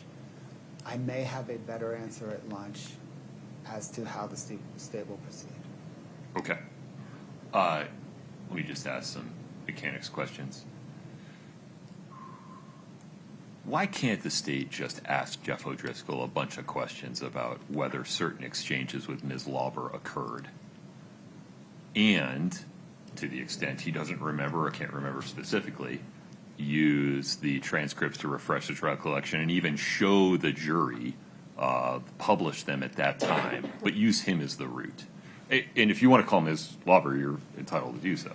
Your Honor, that may be the route anyway, and it may just, from an efficiency standpoint, going through the questioning to ultimately get to refreshing and publishing, it seems to me that that's a waste of time. It will be more efficient to just publish the 100 pages. Okay. Because that's where we're going to land anyway. All right. Ms. Lewis, please proceed. I just want to make a record. Go ahead. We stand by our objection that allowing prior consistent statements to come in without a sponsoring witness is a violation of both the Sixth Amendment right, of our client's Sixth Amendment right, and Crawford versus Washington. It also violates her right to due process. Under the Utah State Constitution and the federal Constitution, she is not receiving a fair trial. And the remedy that we should recall the state star witness absolutely is burden shifting, and we stand by our objection. If those 100 pages are going to be published, we want all of it published. We want all 1,000 pages. All right. And how do you want that to occur? Do you want to just play the interviews with Ms. Lauber? Sure, we could do that. We could just play them all. They're 7.5 hours, but that's how we want to do it. And tell me why you want to do that. Because there are numerous other portions of the interviews where she is being influenced by law enforcement and shows that she's willing to just go along with whatever they say, just as she stated. But I think to pick out, particularly, like I said, the May 10th interview, there are a lot of things she says in that interview that are inconsistent with all of her other statements, but the state just wants to publish that she was going to testify before the grand jury, which I don't even understand that. I mean, all that does is cause the jury to speculate and confuse issues. And that's just one example out of what they've pulled out of the transcripts. We're back where we started, Mr. Bloodworth. This is the position the state originally took. Does this change anything?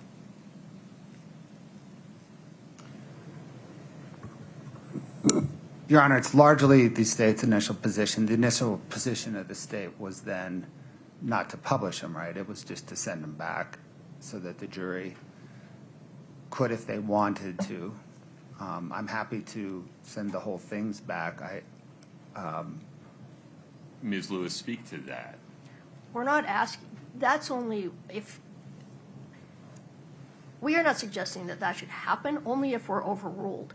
We'd rather it Which all go back. specific part? You gotta be a little bit specific. We're not suggesting, it's not our position that any of this should go back. We're only saying if the court's going to allow some of it to go back, then under Rule 106, we need it all to go back. Forgive me, you've pivoted again. Stay away from going back. Let's just stay on publishing. So, I understand defendant's position to be if any of it's published, all of it has to be published. Correct. Okay. In response to that, the state, as I understand it, is suggesting I'm inferring, in the interest of efficiency, rather than publishing all of it, just make all of it available to the jury through the recordings, and then allow counsel to make whatever arguments they want to make about, you should go back and listen to this part, because you'll see this is what was happening. Speak to that for a minute. You could do that by stipulation. I'm not going to stipulate to that. No. So Our you're objection saying publish. stands. Let me start again. Imagine that your objection to publishing anything is overruled, and that's the world you're living in. How do you want to proceed from there? I mean, I think I said that, then it should all go back. Or, Again, you keep skipping to going back. I want you to talk about publishing for a minute. It's showing up on the screen. see, my hesitation is just efficiency. Like I said, it's over 7 hours worth of video. But if that's how the court wants to do it, then yes. No. That's what I'm asking you. So imagine, here, I'll just make a ruling.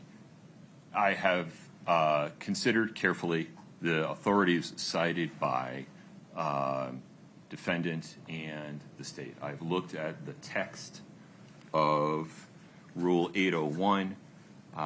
Ruling as a matter of law that, one, there's no Crawford problem here because Ms. Lauber testified in open court under oath, was cross-examined in open court under oath.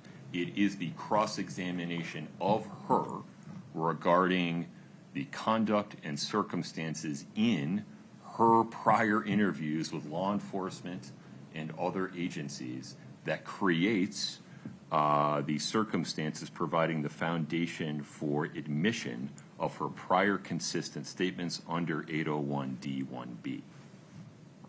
So the defendants, further,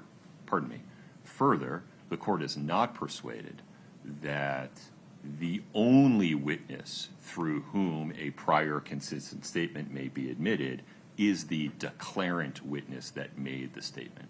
The court has not seen any authority for that proposition. So to the extent the defendant objects to any of Ms. Lauber's prior consistent statements coming in any way, that objection is overruled. So, Ms. Lewis, take it from there. Some of her prior consistent statements as designated by the state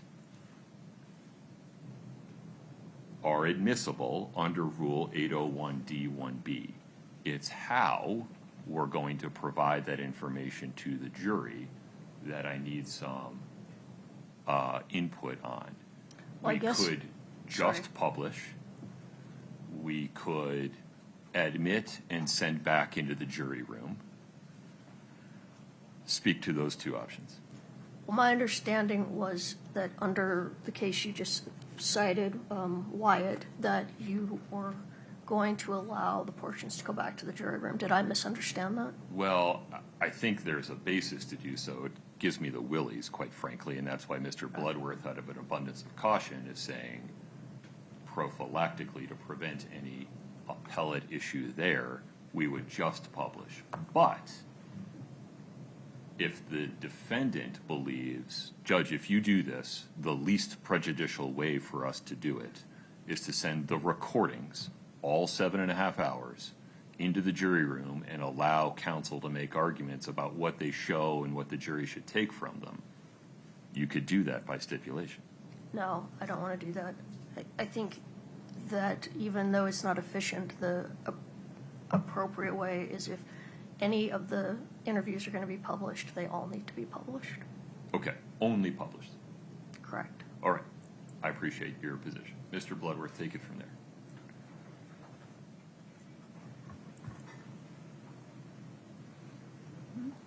Your Honor, the state moves to just publish the narrowly tailored versions that we proposed as whatever it is, 8-57 through 63R.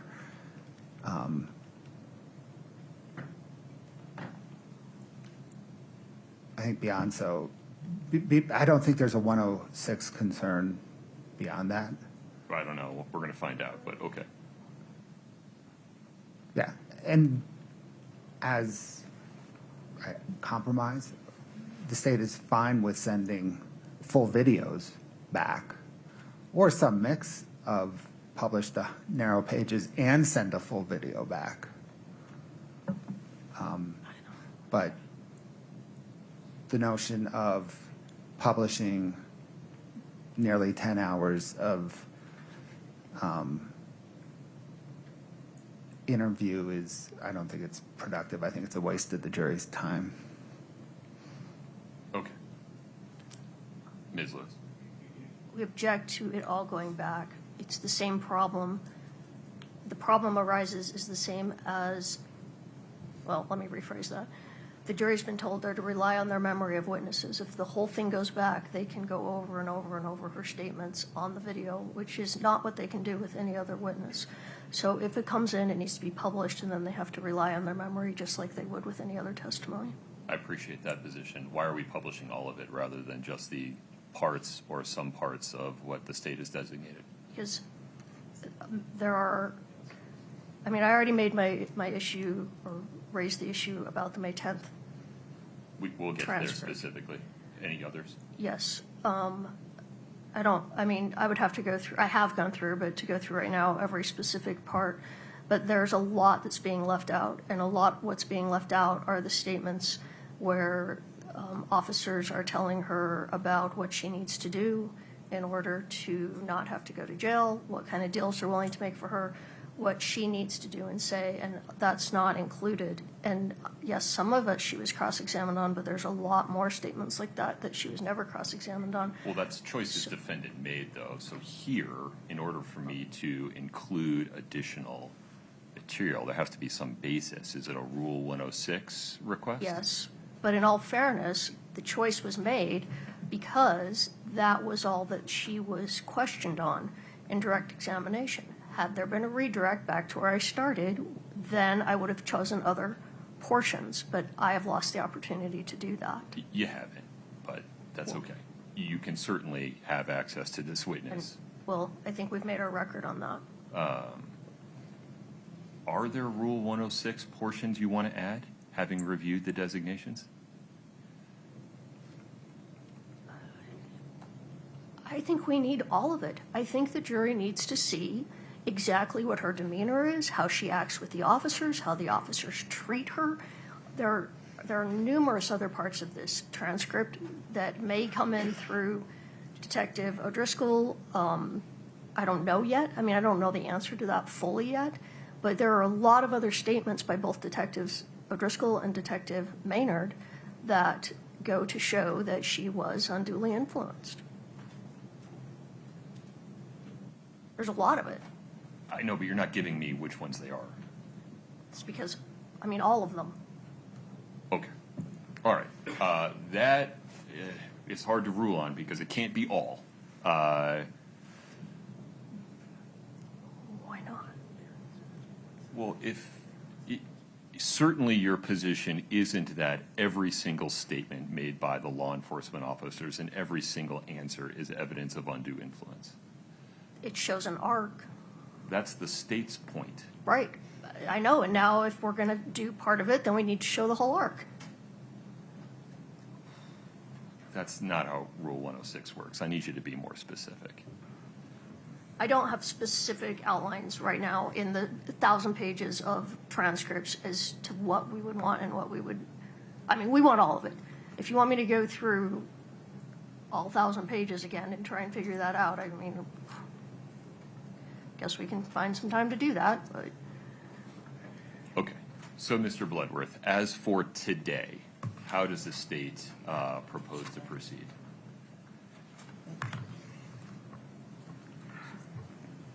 So I propose we call Chris Cotodemos. I then will call Jeff O'Driscoll.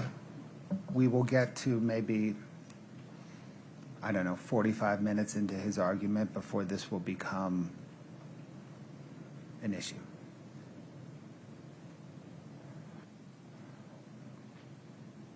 Okay.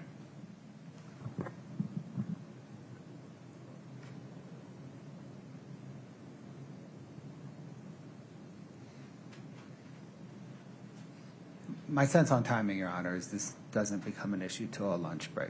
I'm not sure what's going to change between now and then, though, in terms of the issue of whether to play everything or just the parts that the state has designated under Rule 801D1B. Fair. So, all right. The issue before the court is the state's motion to admit redacted exhibits 8-57R through 8-63R. The state is offering what it views as narrowly tailored portions of the transcripts of Ms. Lauber's prior interviews with law enforcement investigators and other government agencies as evidence of prior consistent statements by Ms. Lauber under 801D1B to rebut an express or implied charge that when she testified in open court in this case, she acted from a recent improper influence or motive in so testifying.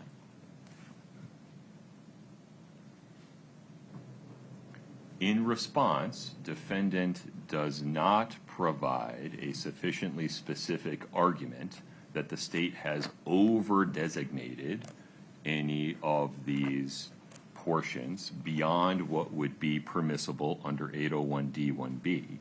And though defendant makes a Rule 106 argument regarding additional portions that would be necessary to provide context for, explain, or qualify Ms. Lauber's statements, their position is that all of it does. And that does not provide the court with a sufficient basis to rule one way or another whether other additional portions of these prior interviews are required to be included under Rule 106. Based on the record currently before the court and the procedural posture that brings us to this point, the state's motion to admit redact exhibits 8-57R through 8-63R is granted to the following extent. The state may publish these exhibits and use them with witnesses that are on the stand. Sitting here today, the court is not prepared to rule and does not rule that 8-57R through 8-63R may go into the jury room as admitted exhibits under Rule 17K because, sitting here at the moment, the court determines that they should not, in the opinion of the court, be in the possession of the jury to make absolutely sure that the jury does not give undue influence to these specific portions of a single witness's testimony as compared to the testimony of all the other witnesses in this case. Mr. Bloodworth, anything further on that? No, Your Honor. Ms. Lewis. Yes, Your Honor. If we actually would move for a continuance because we need to go through all the 1,000 pages again and figure out what portions should be let in. If the court's not inclined to let all of it in, then we don't have anyone in the cry room doing this for us. So we need time to do that. So we'd ask for a 2-day continuance. 2 days. Yes. Your request for a 2-day continuance is denied. I don't have a basis to use that much time of the jury when this motion was filed 2 days ago and I raised it with you yesterday morning.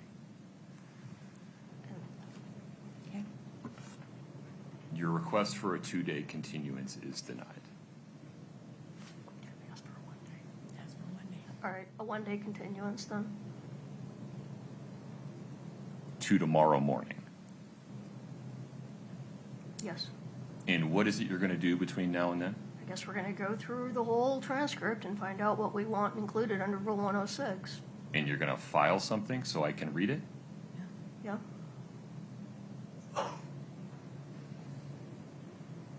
Mr. Bloodworth.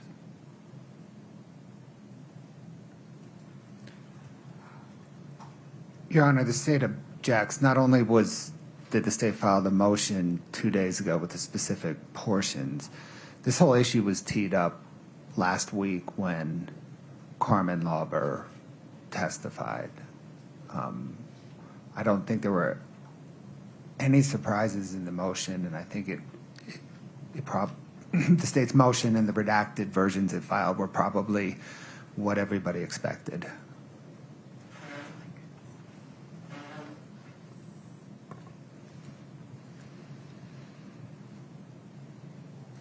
All right.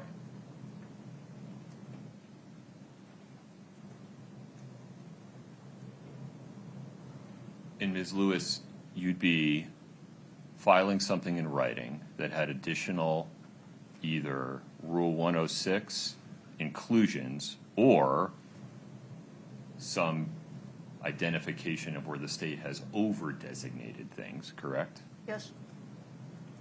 And your position would be that additional parts of the transcript should be shown to the jury, is that right? Yes? That is so slow. There's just no way this is going to work. There's no way we can edit the video? I'm not tracking, Your Honor.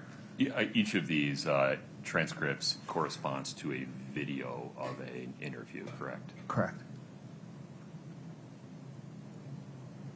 It would seem that watching and listening to the video is more efficient than reading the transcript. Oh, 100%, Your Honor. Based on the ruling right now, like 2 minutes ago, we have launched our video editor to create the video now of the narrowly tailored portions. That's how we would publish them. Is by playing the video. Okay. All right. One suggestion could be if the state wants to hold off on publishing all of this and see where they get with their testimony of Detective O'Driscoll, and maybe through appropriate direct examination, they can get in the portions they feel are important, and then maybe none of this would be necessary if that decision could be held off. And then if at the end of the day they still want to publish the whole thing, then we would ask that we not hold court tomorrow so we can do that. I think that would be more efficient. Maybe. Your Honor, we're going to want to publish it. Okay. Let's just cut to that chase. All right. Folks, give me 5 minutes. Actually, just give me till 11. Okay. We're in recess.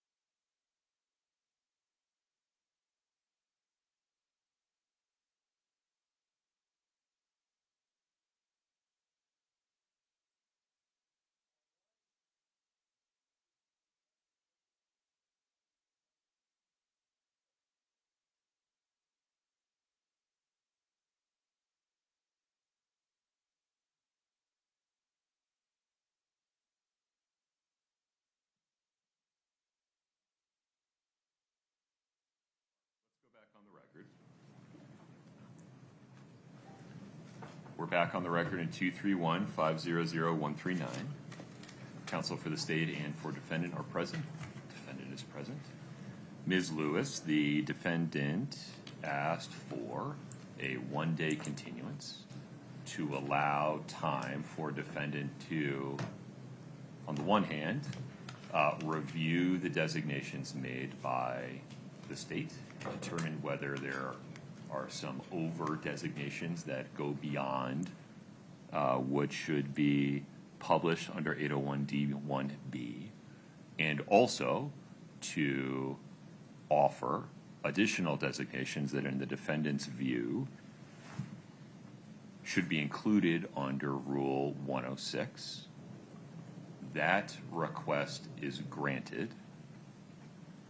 We need to come up with a set of deadlines by which defendant will take those positions in writing, by which the court and the state can review them, by which we can have a discussion on the record about which of defendant's positions are persuasive, and if possible, Mr. Bloodworth, and I know I don't have any control over this, I'd really like to build in time for the state's video editor to take whatever I decide and turn it into a video so that when we're publishing a video, not just pages of a transcript. Let's work backwards from there. Mm-hmm. How long is that process? And if you need to take a moment, step out and tell your video editor to press pause, I'd understand. So,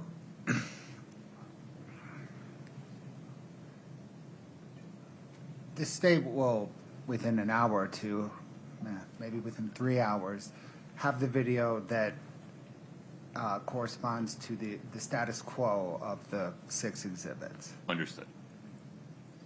Now, depending on how much additional comes in and how much additional goes out, Right. hard to say. 4 hours? Okay.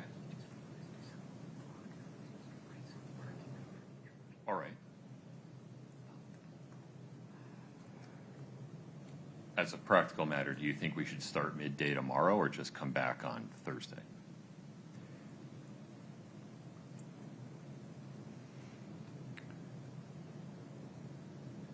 I was hoping to come back midday tomorrow. So we can do that, assuming was the court considering a deadline from defense something like 6 p.m. today? Yes, something like that. If we get that at 6 p.m., my sense is by 8:30 tomorrow, the state will have a response. The court rules by 9:30. 9:30. We can probably get the video done. Okay. Ms. Lewis.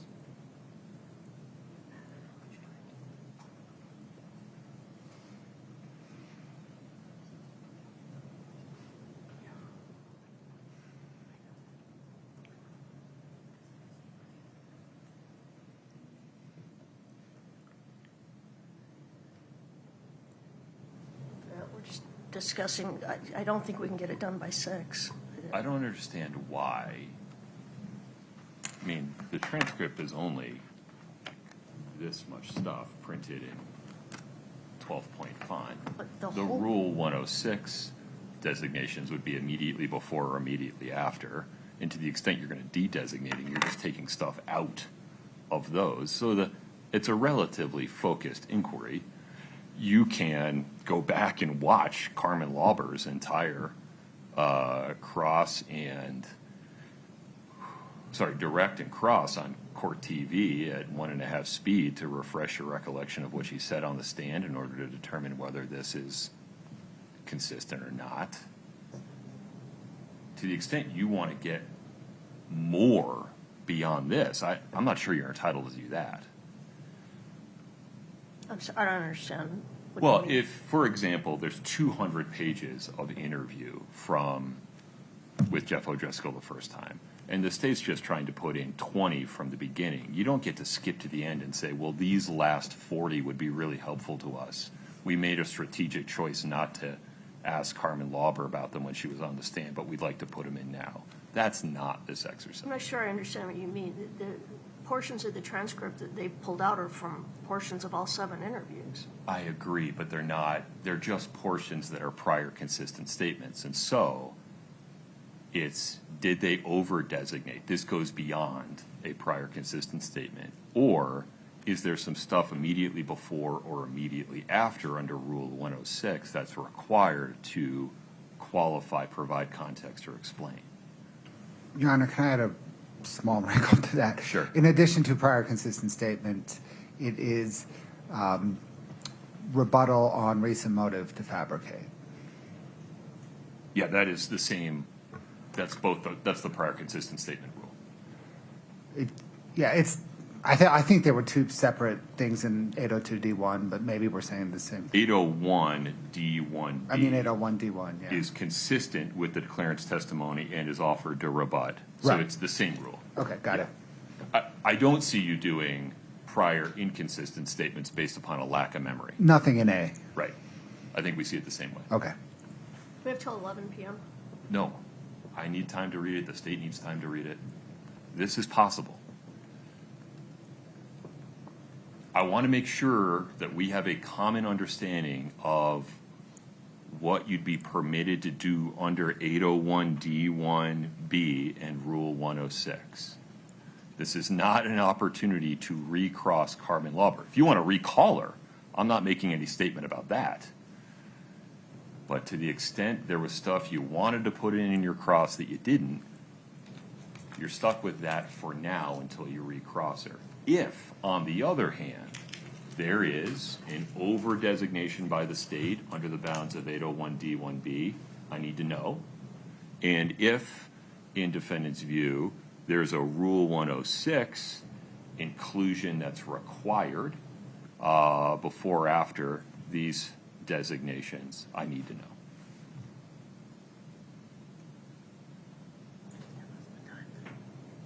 Understood. Okay, so 6 p.m., we need it in writing, filed in the case, please. If you would separate out what you believe need to be de-designated versus what you need to be, what I think needs to be added under Rule 106, I'd appreciate that. We'll reconvene at 8:30 tomorrow morning. Yes, Mr. Bloodworth? Yes, sir. Okay. Now, in terms of how to proceed for the remainder of today, do you want to put Koutradimos on and get him done, or do you want to break now? Your Honor, if we can call him, he's 10 minutes. Okay. Any objection, Ms. Lewis? Eating into our time. All right. Oh, okay. Well, he's only gonna be 10 minutes. Yeah. All right. I'll take an hour. Okay. Got it. And then we'll invite the jury to come back at 1 p.m. tomorrow. Does that sound reasonable? Yes, sir. Okay. Very good. Anything else before we invite the jury in, Mr. Bloodworth? No, Your Honor. Ms. Lewis? No, Your Honor. Okay.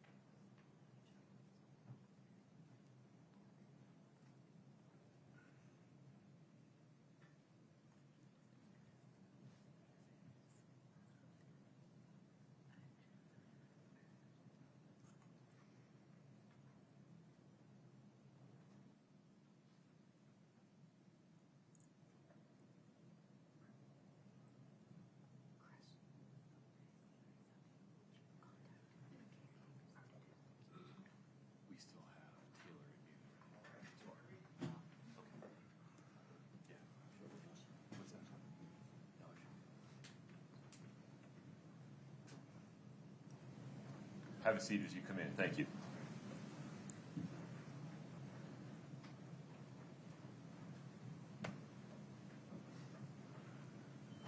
Have a seat. Thank you. Ladies and gentlemen of the jury, I greatly appreciate your patience while we worked through some legal issues.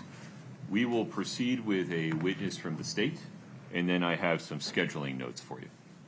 Mr. Bloodworth. Oh, Ms. Sherman, my apologies. No problem, Your Honor. Chris Kochademus, please.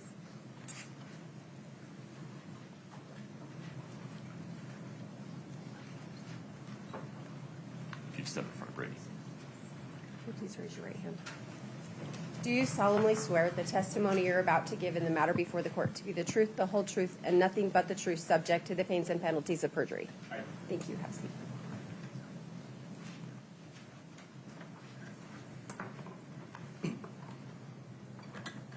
Good morning. Good morning. Although the jury knows who you are, I'm going to have you state your name and spell your last name for the record, please. It's Chris Kochademus, Kotrodimos. Now, we brought you back to talk about a couple specific issues.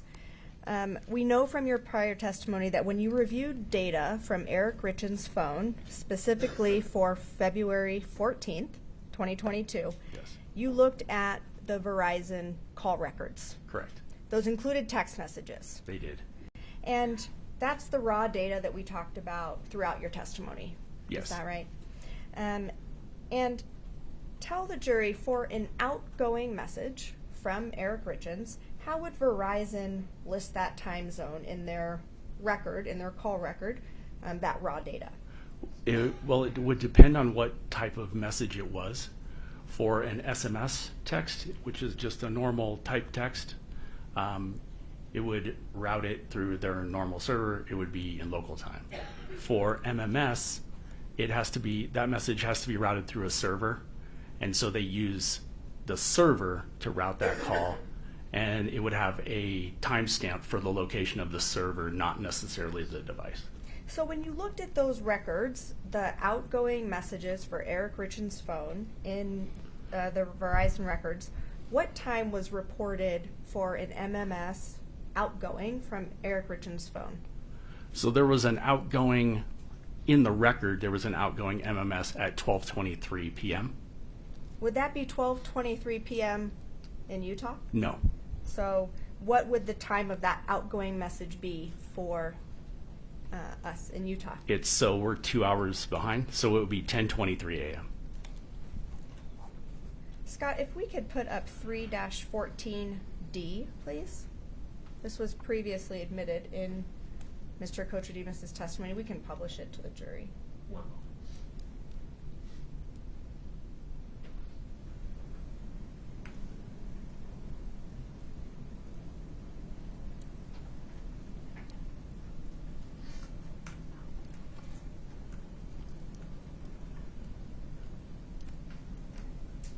Okay, there you go.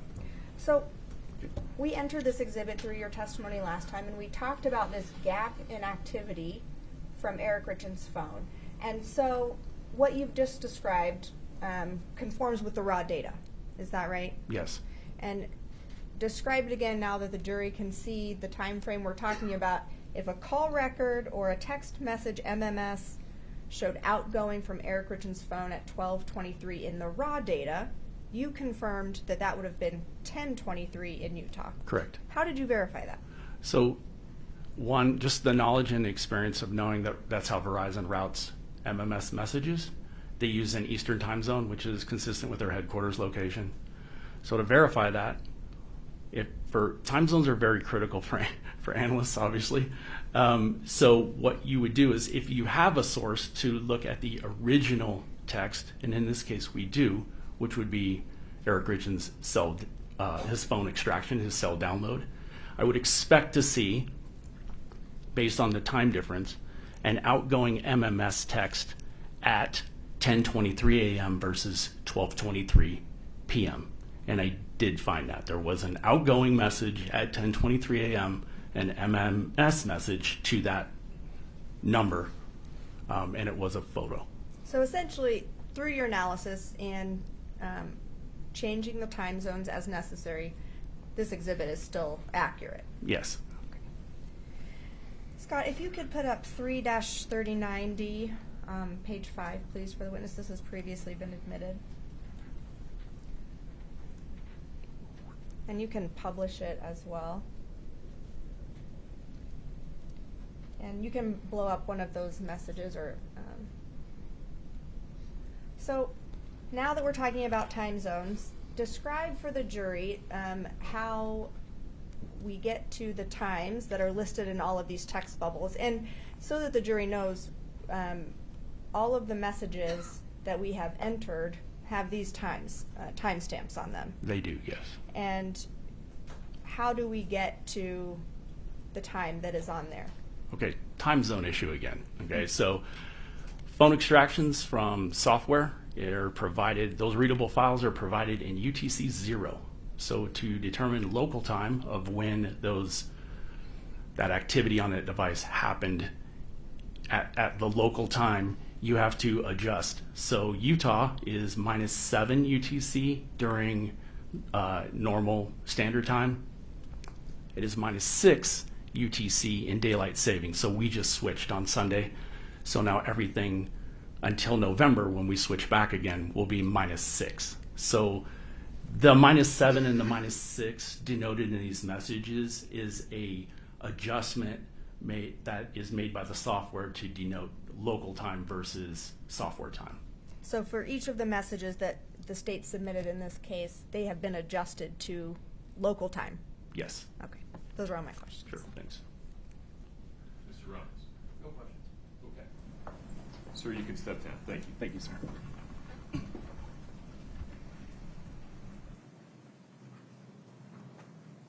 Counsel will proceed with the scheduling notes, correct? Yes, Your Honor. Ms. Lewis? Yes. All right. Ladies and gentlemen, I appreciate your patience this morning. We've been working very hard on some legal issues that will materially increase the efficiency of the presentation of evidence going forward. I know it's hard for you to know that, not being in the courtroom. I'm just asking you to take my word for it. We have more work in that regard to do. Rather than have you sit here while we do it, we're going to send you home for the day and not ask you to return until 1 p.m. tomorrow. So we will recess until 1 p.m. tomorrow. As always, during this period of recess, please do not speak about the case with anyone. Do not allow anyone to speak about it with you.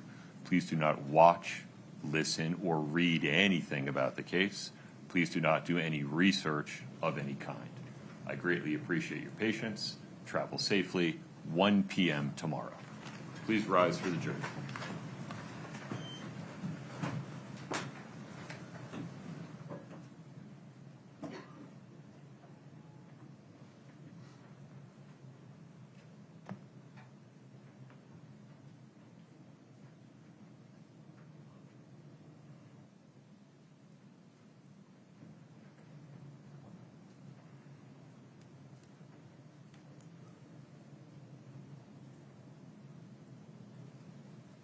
All right, folks, have a seat.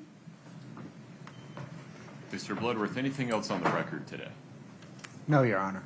Ms. Lewis? No, Your Honor. Ms. Nestor? No, sir. Mr. Ramos? Thank you, Judge. No. Okay. 8:30 tomorrow morning. Please travel safe. We'll be in recess. Thank you.